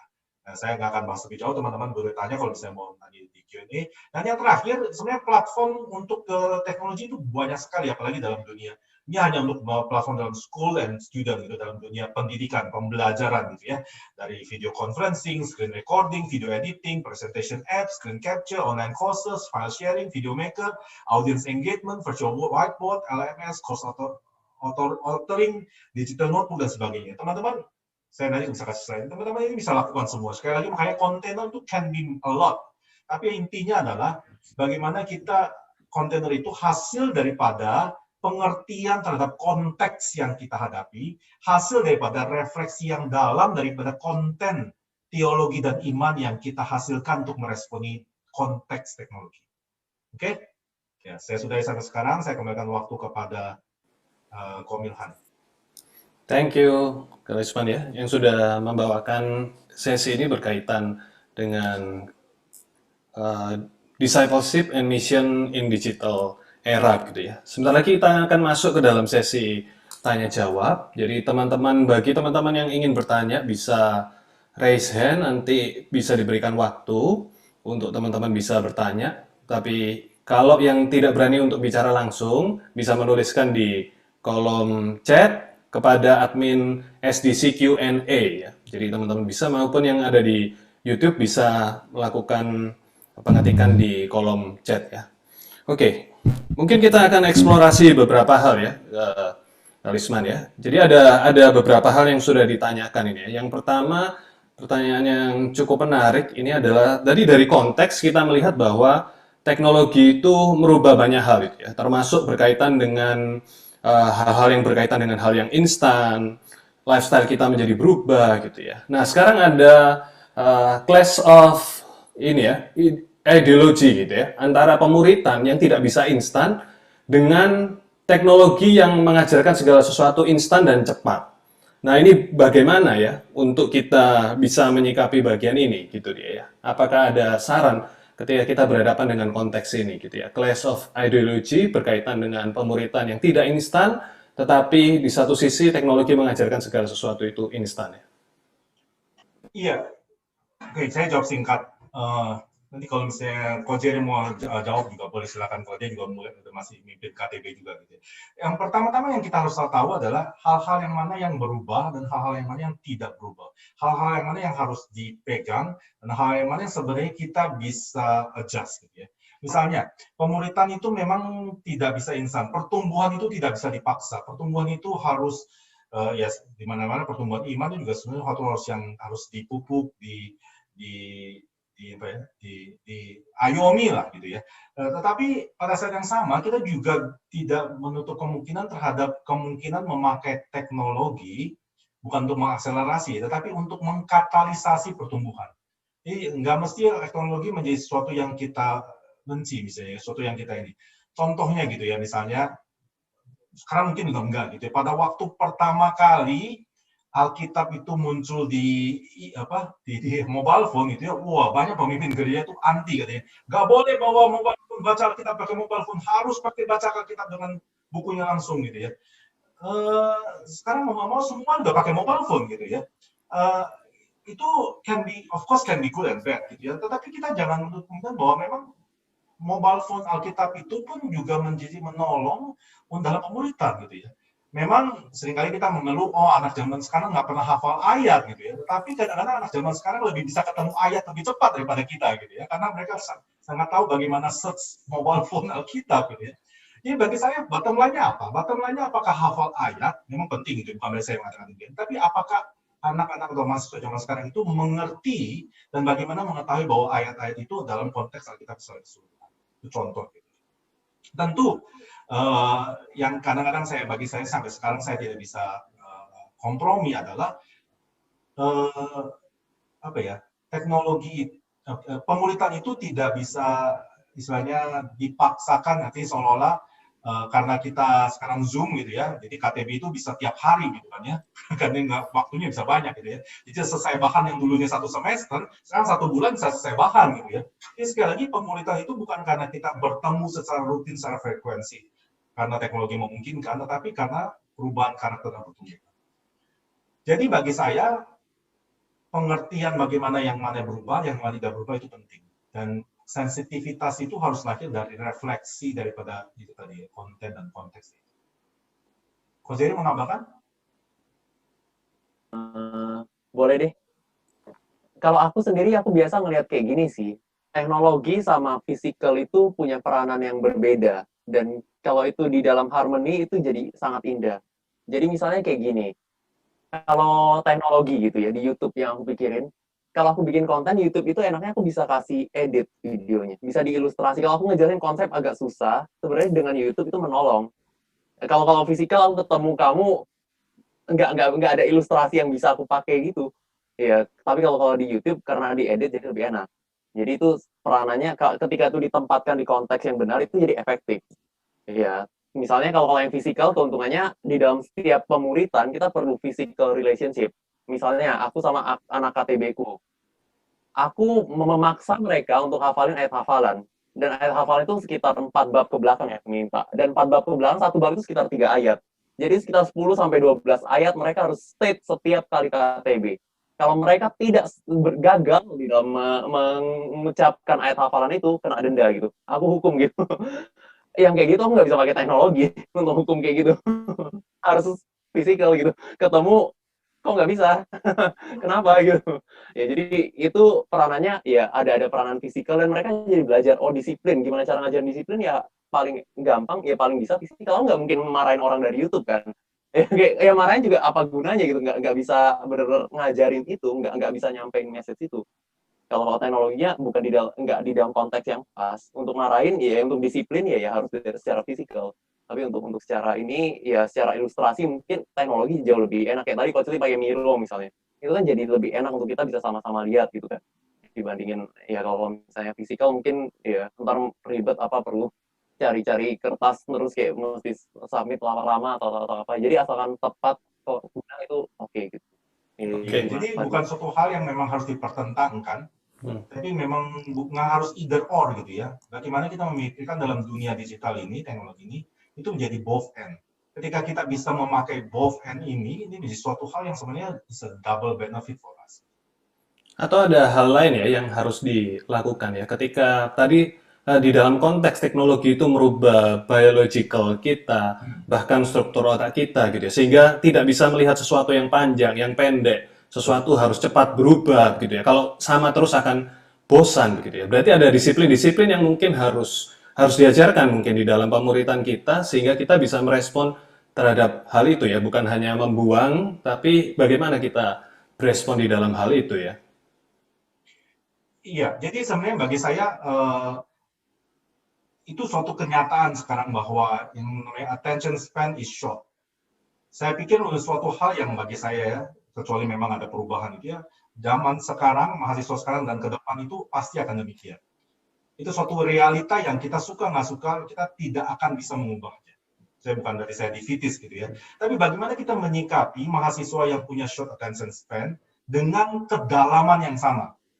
Ya, jadi kita tidak mengkompromiskan kedalaman. Ya, salah satu caranya kita harus belajar bagaimana membreakdown bahan discipleship atau itu yang panjang itu menjadi bit size yang kecil-kecil, tapi walaupun demikian memang kedalamannya tidak kita kompromikan gitu ya.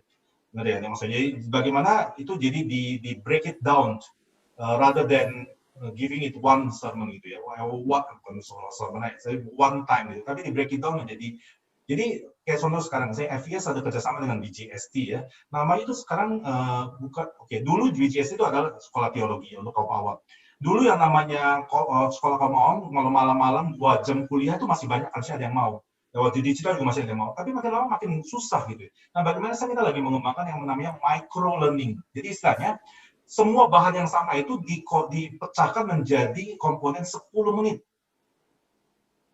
Ya, jadi setiap orang setiap 10 menit dikasih reward. Jadi kalau mereka menyelesaikan 6 kali 10 menit dapat 1 sertifikat, gitu ya. Jadi itu tidak mengkomunikasikan konten, tapi itu hanya menggantikan kontainer, gitu ya. Menyikapi bagaimana distraction soal easily distractions generation sekarang. Oke, ya.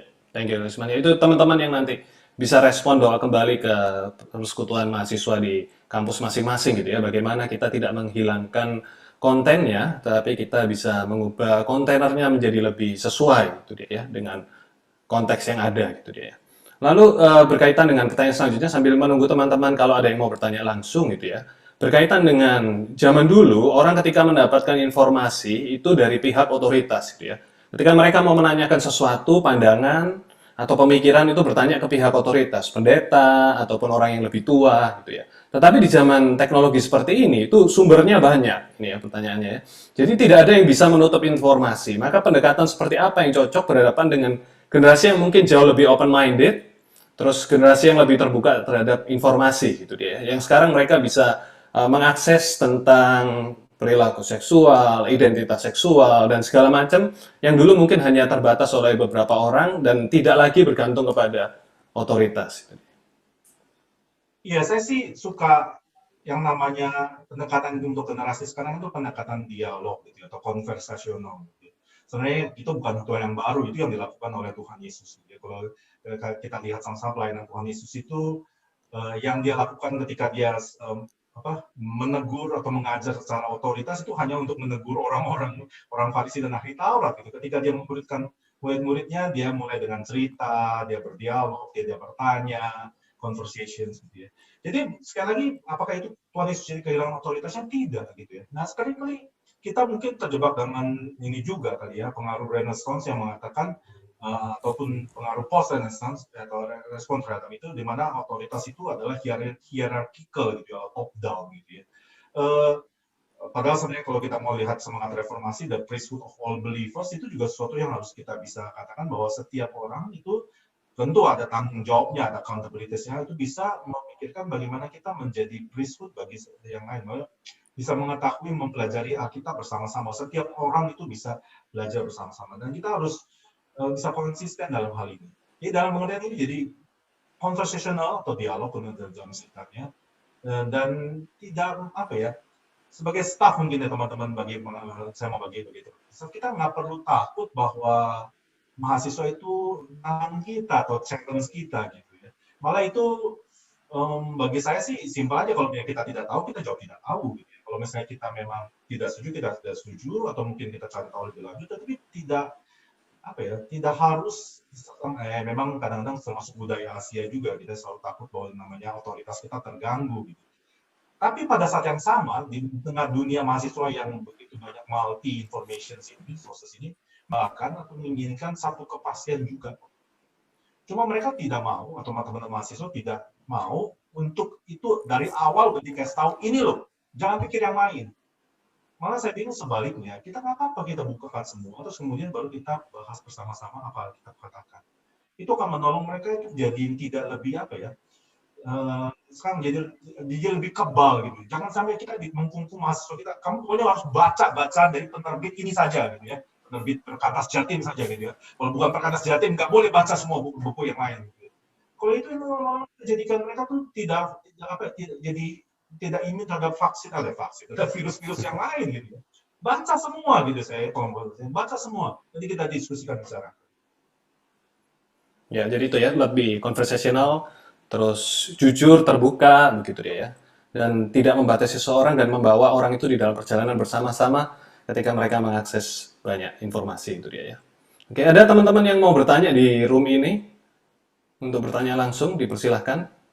Silahkan Lydia dari Widya Mandala, bisa unmute, sudah angkat tangan ya, bisa unmute, terus mulai bertanya. Silahkan Lydia.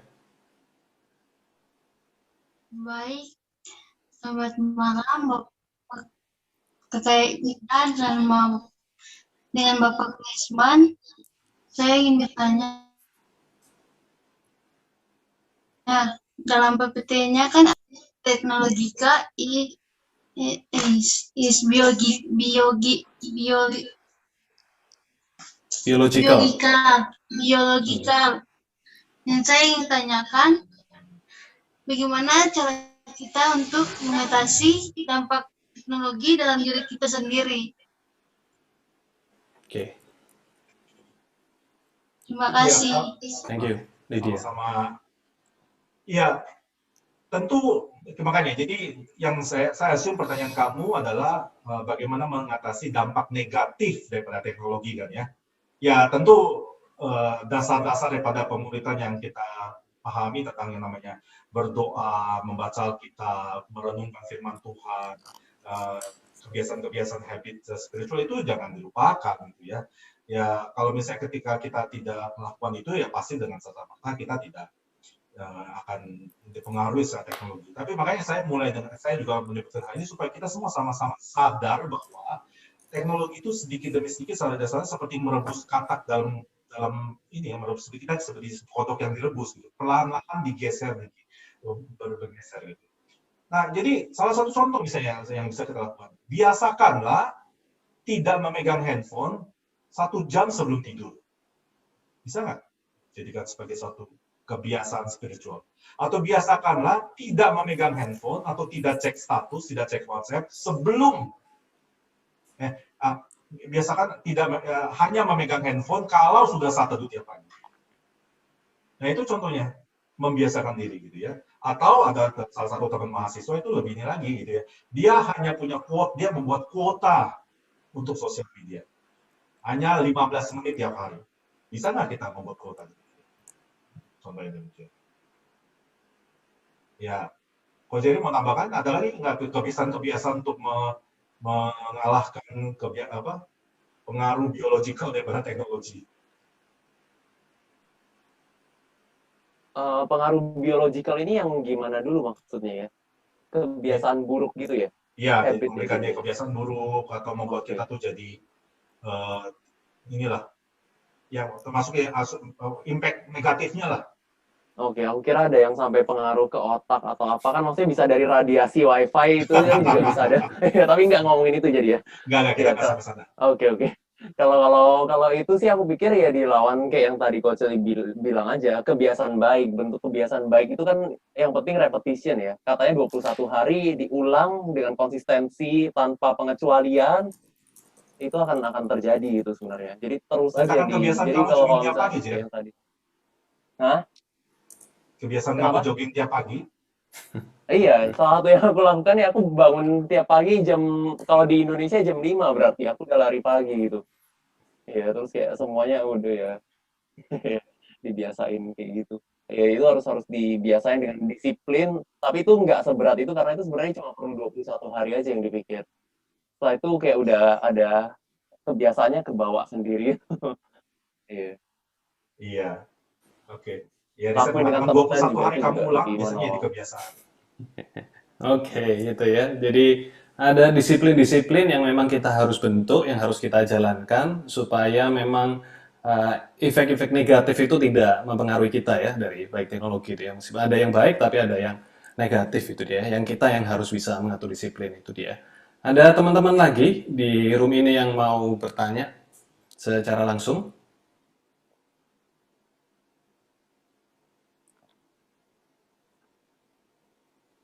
Belum ada ya. Ini ada pertanyaan, tapi ini pertanyaannya cukup luas ini sebenarnya ya.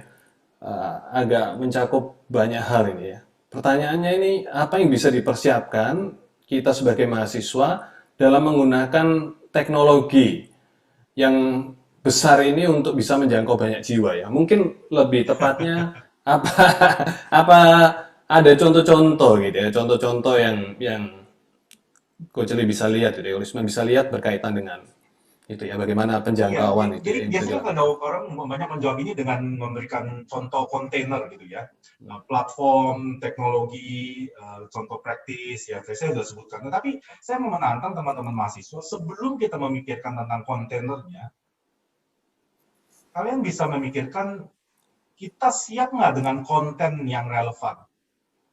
Karena di masa yang akan datang sebenarnya is a matter of content creation. Apakah kita siap dengan konten yang memang menjawab tantangan teknologi?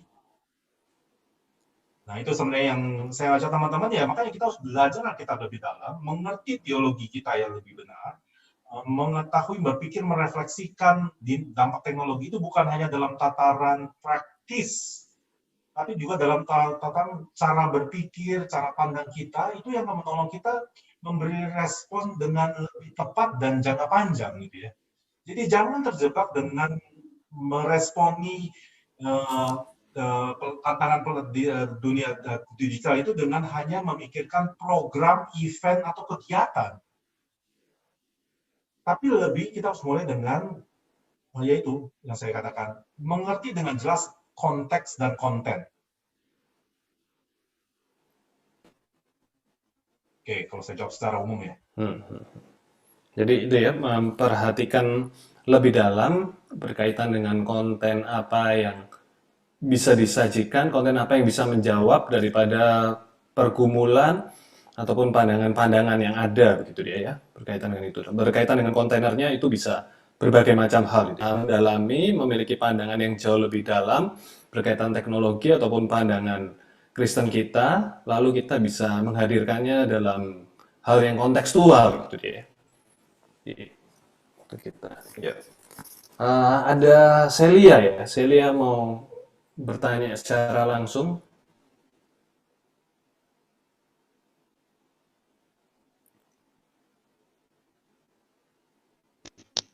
Iya, baik Kak. Bisa di Terima kasih. unmute. Iya, terima kasih untuk kesempatannya. Kalau dari saya, Yuk, silakan.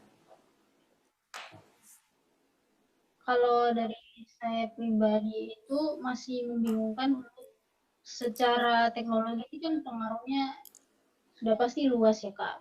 Terus untuk bagaimana dengan kita menjawab pertanyaan-pertanyaan yang susah, terutama tentang hal-hal yang saya sendiri belum diperlengkapi, tapi memang sudah diserang langsung oleh teman-teman yang mengakses begitu banyak informasi di saat yang bersamaan.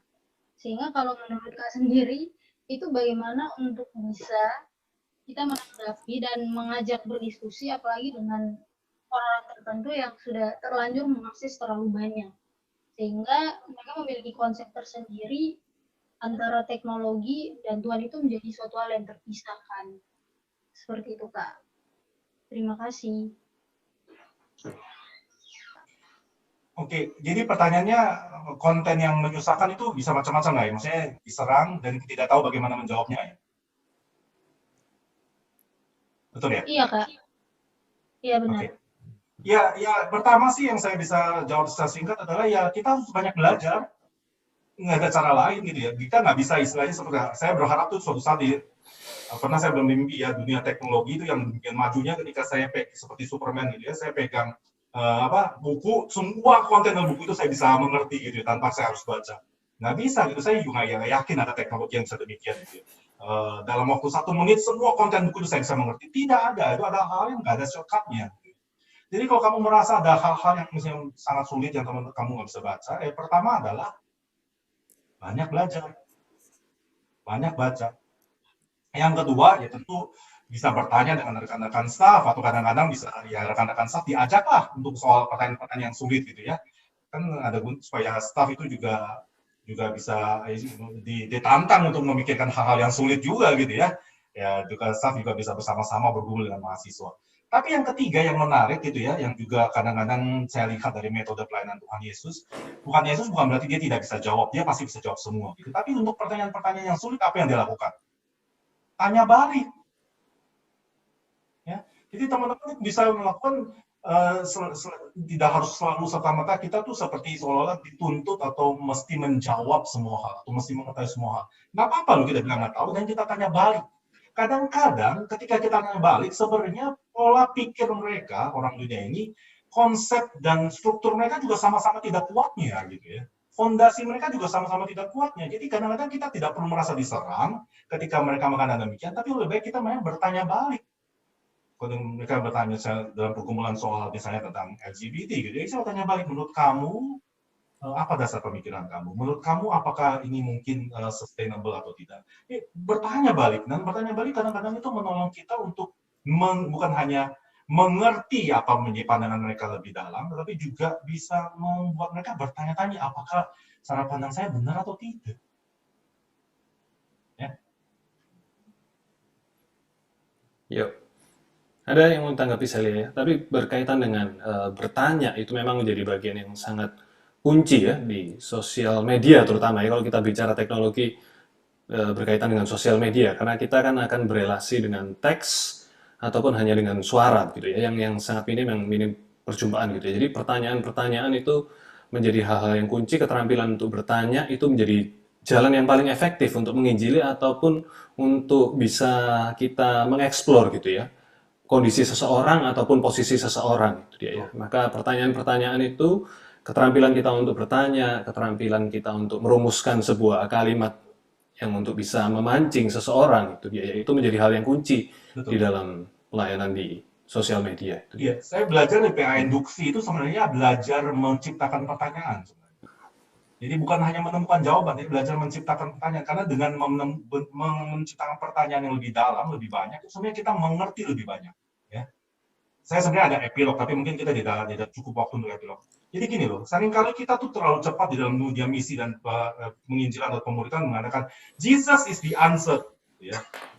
Benar, Yesus adalah jawaban, tetapi apakah kita mengerti pertanyaannya? Itu ada satu kaos. Jesus is the answer, but what is the question? So teman-teman, kalau kita tidak tahu pertanyaan apa yang ditanyakan oleh orang dunia ini dalam penginjilan atau pemuridan mereka, ataupun pergumulan mereka, kita tuh seperti sedang disodorkan ujian pertanyaan tentang sinus kosinus gitu, tapi kita jawabannya Jesus is the answer. Pasti dikasih -5 gitu ya sama guru gitu ya. Jesus is the answer. Yes, it's still correct. But what is the question? Itu yang kita harus kumpulkan dan mikirkan dalam-dalam ketika kita ingin melayani di dunia digital. Ya. Jadi pelayanan teman-teman sebenarnya bisa sangat sederhana itu dia ya. Tidak harus selalu membuat konten di YouTube atau membuat konten di TikTok gitu dia ya. Tapi kita bisa hadir di dunia sosial media dan memberikan pertanyaan-pertanyaan yang tepat kepada orang-orang yang kita jumpai gitu dia. Entah itu teman kita yang sesama agama Kristen tapi yang belum mengenal Tuhan ataupun yang non-Kristen gitu dia. Kita bisa mengamati status mereka, kita bisa mengamati apa yang mereka upload dan kita bisa mengajukan pertanyaan-pertanyaan gitu. Jadi bisa jadi kita tidak perlu menjadi content creation gitu ya, secara langsung mungkin di tahap awal bagi teman-teman yang ada di tempat ini gitu ya. Tapi teman-teman bisa belajar untuk available secara online dan teman-teman bisa mengajukan pertanyaan-pertanyaan yang tepat gitu ya kepada orang-orang yang ada di sana gitu ya. Jadi itu mungkin salah satu bagian yang paling simple, sederhana, tapi memang sebenarnya juga nggak terlalu mudah menyusun pertanyaan yang baik gitu dia ya. Itu yang bisa dilakukan itu ya. Cuma harus hati-hati, pertanyaan kita harus genuine ya. Jangan sampai pertanyaan kita seperti pertanyaan jebakan atau pertanyaan yang sebenarnya nyeleneh gitu ya. Yang orang tuh juga nggak mau jawab gitu ya. Karena kita ingin bertanya, benar-benar kita genuine, kita ingin bertanya. Bukan hanya sekedar kita ingin menjebak gitu ya. Juga kita harus hati-hati. Oke. Tadi ada Gusto ya, yang raise hand ya. Silahkan Gusto. Oke, terima kasih Kak. Yo, silakan. Salam semua, salam Kalisman. Kak, saya mau tanya berkaitan dengan materi yang Kakak beri. Ini suara saya jelas ya? Jelas, meskipun ada backsound-nya ya. Oh iya. Ini kita tahu bahwa teknologi ini ada positif, ada negatifnya.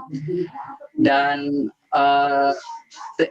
ini karena suaranya ini jadi saya ini supaya nggak dengar filmnya. Dan karena teknologi itu bisa karena ada positif dan negatifnya. Bagaimana kita bisa memastikan gitu Kak? Maksudnya contohnya begini Kak. Ini saya mau tanya yang pertama itu kayak apakah baik jika misalnya ketika seseorang sedang beribadah, bahkan mohon maaf mungkin saya juga nggak tahu kita semua yang ada sini yang matikan kamera ini apakah sedang fokus ke sini atau lagi di dapur atau lagi di apa, dan apakah itu baik ketika teknologi digunakan yang seharusnya untuk persekutuan seperti ini tapi malah pemanfaatannya tidak, maksudnya ini bisa digunakan ketika saya lagi di kamar, lagi makan atau apa lagi apa, apakah itu baik secara secara kerohanian? Terus atau misalnya apakah baik ketika kita bisa kita membagikan firman Tuhan atau apa saat kita juga lagi nonton TV atau lagi nonton bioskop, misalnya seperti itu, karena kan ada teknologi, kita bisa men-sharingkan ini seperti itu. Jadi bagaimana kita bisa memastikan juga sehingga kita juga bisa memastikan bahwa it is us who uses the technology rather the technology is using us, gitu loh. Jadi kita bisa memastikan bahwa kita yang memanfaatkan teknologi, bukan kita yang dimanfaatkan oleh teknologi, gitu. Bukan teknologi yang menggunakan kita, gitu. Itu aja sih. Terima kasih. Oke, thank you Gusto. Ya, jawaban singkatnya ya tidak baik.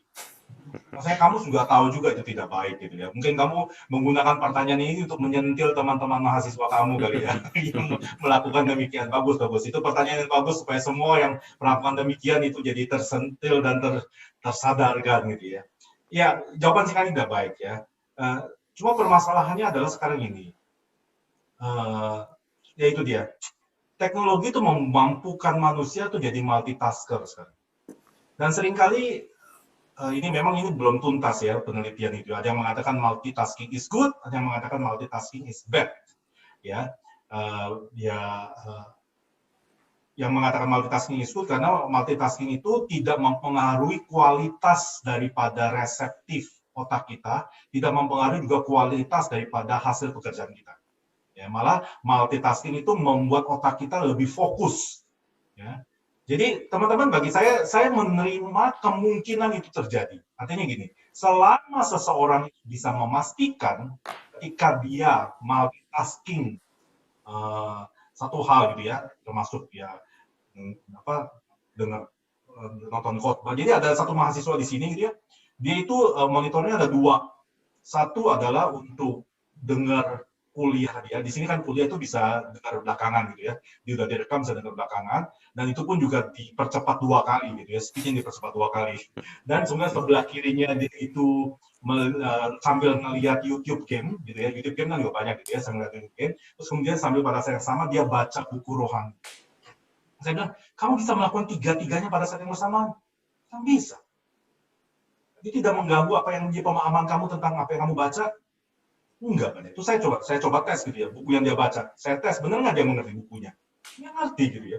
Terus kemudian dia dengar kuliahnya, tuh dia juga bisa paham dan dia nilainya tidak jelek banget gitu ya. Iya, ya bagi saya itu salah satu contoh. Sekali lagi saya ini tidak menyamaratakan semua orang bisa demikian. Ada orang-orang tertentu yang memang bisa multitasking dan tidak mempengaruhi efisiensi dan optimalisasi gitu ya. Artinya seseorang orang itu belum tentu dia tidak respectful gitu, tetapi memang dia tuh bisa melakukan dengan demikian. Tapi bukan berarti hal ini bisa dilakukan oleh semua orang.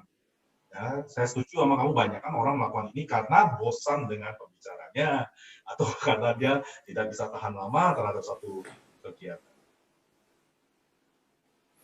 Terus itu ya, Bang Korisman ya. Memang kan ini bagian yang banyak digaungkan sekarang gitu ya. Kalau kita tidak membayar sesuatu berarti kita adalah produknya gitu ya. Jadi sekali lagi bagaimana supaya teknologi itu tidak menunggangi kita. Terus memang mungkin teknologi juga sama seperti dengan penemuan pisau, api dan segala sesuatu itu ya. Itu dia ada dua sisi gitu ya. Penemuan api kan ada dua sisi ya. Sisi yang baik maupun sisi yang membahayakan di satu sisi yang lain itu dia ya.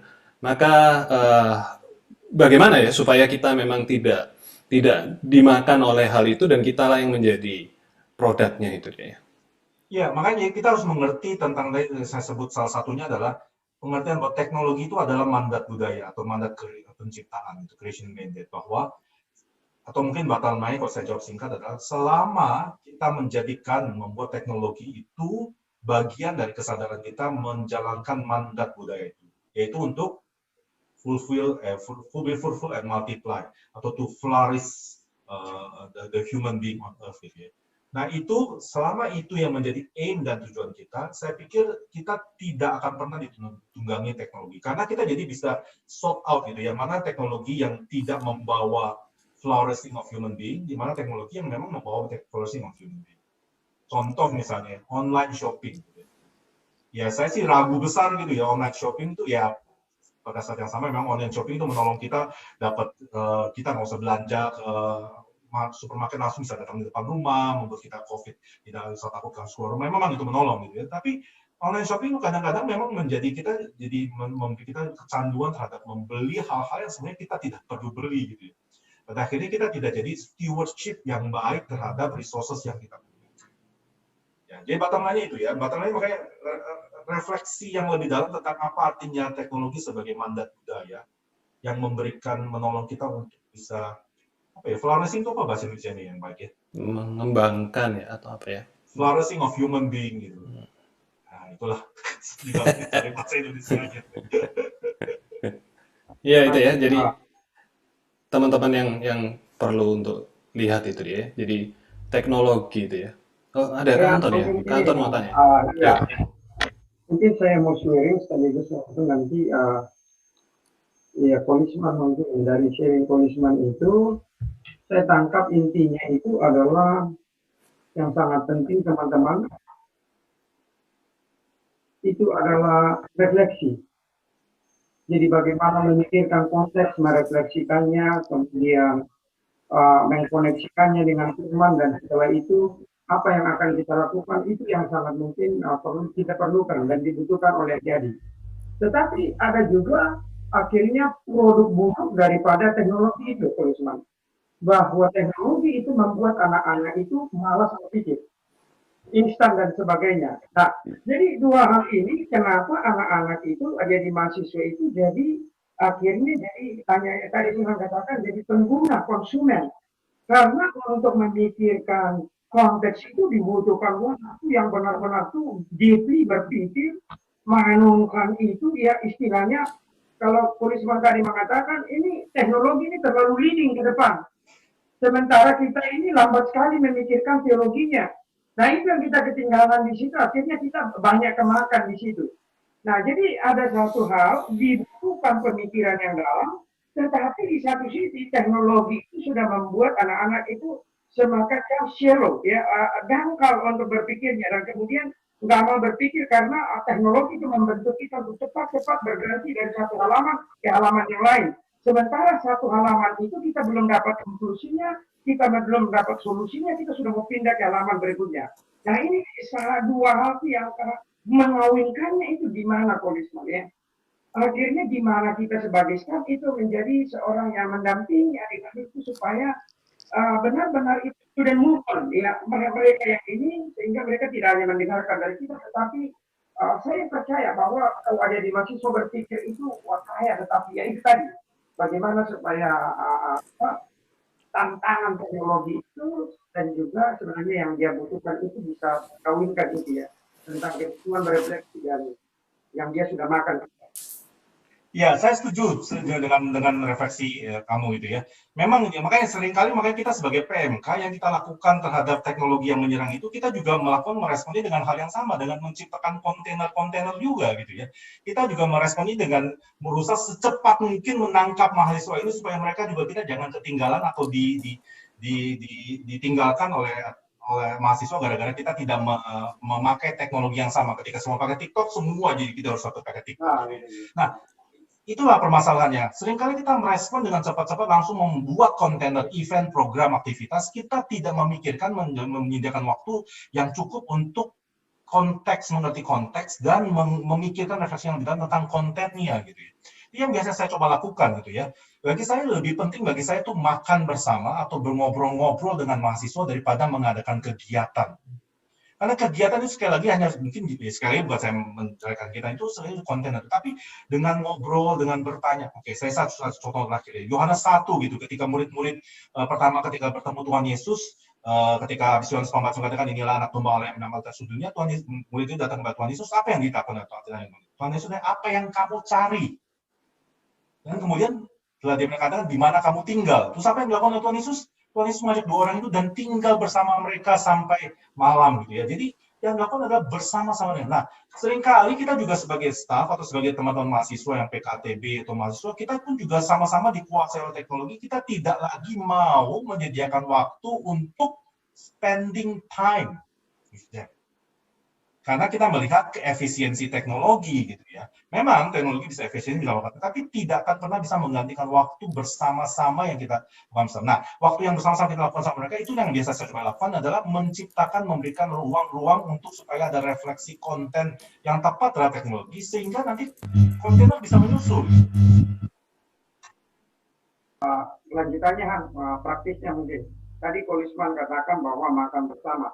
Nah, masih mungkin nggak maksudnya di Singapura makan bersama itu melalui, tadi istilahnya apa itu, melalui virtual itu? Mukbang. Mukbang. Itu, kalau orang-orang yang sangat konservatif ya, orang-orang kuno, orang-orang Puritan itu bilang tidak akan pernah mungkin ada api itu dari digital. Api itu di dalam physical meeting, ya gitu. Nah, kira-kira gimana itu Kolisman untuk mendapatkan api melalui makan bersama virtual itu? Biar kami juga mungkin saat ini mulai budayakan ini makan bersama. Ya, saya tetap percaya pertemuan face to face itu tidak tergantikan. Sentuhan fisik itu tidak tergantikan gitu ya. Saya sih masih percaya demikian. Cuma memang zaman COVID ketika hal itu tidak memungkinkan, jangan sampai gara-gara kita alergi terhadap mukbang virtual kita tidak lakukan. Gitu. Mukbang virtual itu walaupun terbatas masih ada gunanya daripada tidak dilakukan. Oke, Pak Gembala kami harus dengar itu. Makasih. Oke, ini karena waktu mau habis ada satu lagi terakhir dari Kak Alex Nanohi pertanyaannya. Wow. Ini ya, menyikapi teknologi yang sangat cepat, kira-kira skill apa yang perlu diberikan bagi mahasiswa dalam pembinaan kita? Gitu ya. Terus ada satu pertanyaan lagi berkaitan dengan resource buku yang bisa dibagikan berkaitan dengan pemuritan dan misi di dunia digital. Kalau Kolisman ada yang resource yang Oke, saya jawab dengan resource-nya dulu ya. Resource-nya sih sebenarnya banyak sekali lah ya. Maksudnya teman-teman bisa baca yang sebut Tim Chalice gitu ya, tadi saya sebut gitu ya. Atau sebenarnya saya juga menantang teman-teman gitu ya. Kadang-kadang teman-teman sekuler, itu orang-orang sekuler itu jauh lebih maju dalam refleksi mereka menyikapi teknologi dibanding dengan kita sebagai orang Kristen. Mereka sudah memikirkan dalam tahapan memang itu yang saya sebutkan tentang konten, walaupun konten mereka memang dasarnya bukan teistik ya, bukan biblical gitu, tapi mereka juga menyadari teknologi itu mengubah manusia yang memang harus disikapi.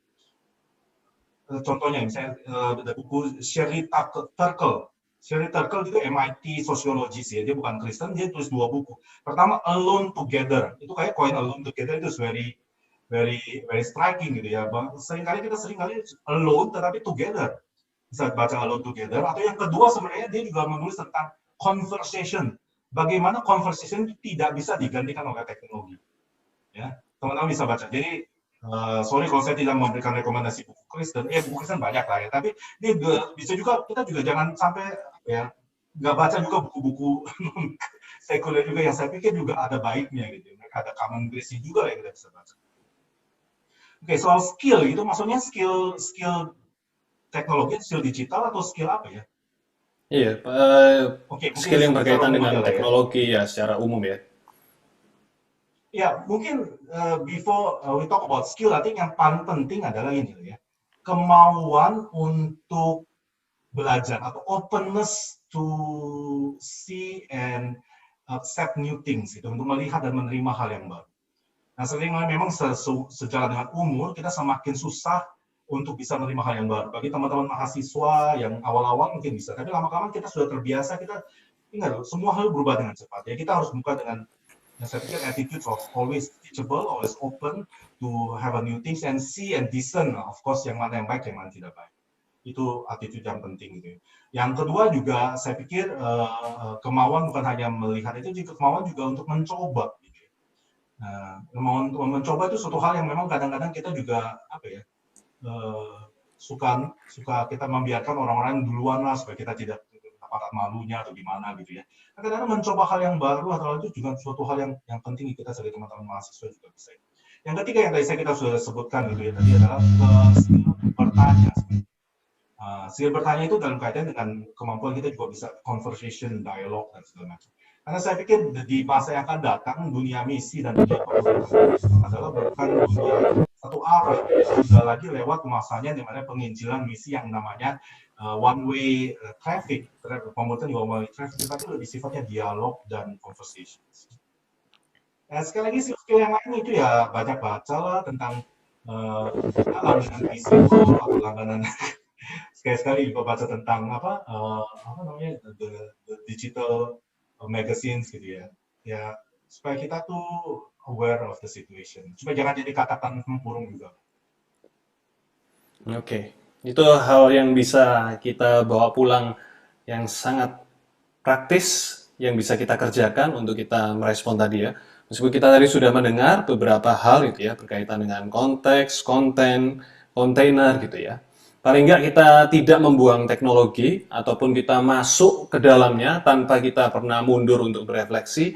Paling nggak teman-teman bisa mengambil posisi bagaimana kita mengambil posisi di tengah begitu ya. Kita tidak membuang ataupun masuk terjerumus di dalamnya, tapi kita menjadi manusia-manusia yang terus mengumpulkan secara lebih dalam, lalu belajar untuk memahami, mencoba sesuatu daripada hal-hal yang kita sudah pelajari di dunia media ataupun di dunia digital dan memakainya memang untuk mandat budaya gitu ya. Bagaimana kita bisa mengkreasi sesuatu untuk bisa menjadi alat kesaksian gitu ya. Itulah yang kita harapkan melalui bagian ini, meskipun kita masih harus melanjutkan perbincangan-perbincangan lebih lanjut gitu ya, yang teman-teman bisa bahas nanti kembali ke PMK, kembali ke kampus, kembali ke KTB untuk mendiskusikan hal-hal ini jauh lebih dalam, jauh lebih personal, juga bagaimana bisa menerapkannya di dalam hal-hal yang praktis gitu ya. Oke, terima kasih sekali lagi untuk Korisman untuk waktunya bersama-sama dengan kita. Terima kasih Ko Meskipun Jerry ini juga. sudah dan Jerry ya, sudah lebih malam gitu ya di Singapura daripada di sini gitu ya. Oke, untuk menutup doa minta Karisman dan setelah itu kembalikan kepada MC dari SDC ya. Yuk, mari kita berdoa. Bapa di surga, kami percaya ketika Engkau menempatkan kami pada masa sekarang ini bukan suatu kebetulan, masa di mana perkembangan teknologi begitu cepatnya dan kadang-kadang begitu membingungkan bagi kami. Tapi kami percaya ketika Engkau mempercayakan kami untuk hidup pada masa ini, Engkau memiliki misi, Engkau memiliki panggilan yang khusus bagi kami. Entah kami sebagai mahasiswa, sebagai alumni, sebagai staff, kami berdoa Tuhan agar kami boleh melihat periode yang Tuhan percayakan kepada kami ini sebagai tanggung jawab, sebagai kepercayaan yang dari Tuhan untuk kami jalani. Tolong Tuhan, bukakan mata rohani kami, bukakan mata mental kami, emosi kami untuk melihat hal-hal yang kami perlu pelajari tentang teknologi, dan kami boleh tolong kami untuk bisa melihatnya sebagai bagian daripada mandat budaya yang Tuhan berikan kepada kami. Tolong kami untuk bisa melihat sesama kami sebagai manusia, mencintai dan mengasihi mereka sebagaimana Engkau perintahkan kepada kami, dan juga mampukan kami Tuhan untuk menjalankan perintah apa yang Kau ajarkan amanat agung dan pemuritan dengan sesungguhnya dan sebaik-baiknya. Tolong kami Tuhan dalam segala keterbatasan kami, mampukan kami bukan hanya untuk mengerti apa yang kami pahami hari ini, dan mampukan kami Tuhan ketika kami saat kami sendiri, berikan kami iluminasi dan pengertian dan inspirasi dari Roh Kudus Tuhan sendiri untuk mengerjakan apa yang bisa kami kerjakan. Dalam nama Tuhan Yesus kami berdoa dan bersyukur. Amin. Amin.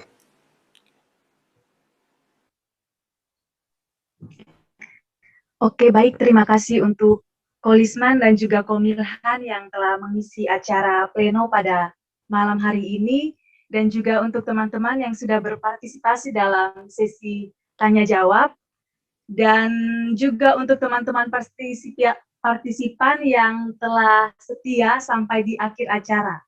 Dan sebelum menutup dengan sesi foto bersama ini, saya mau mengingatkan untuk teman-teman peserta student di Surabaya Discipleship Camp, jadi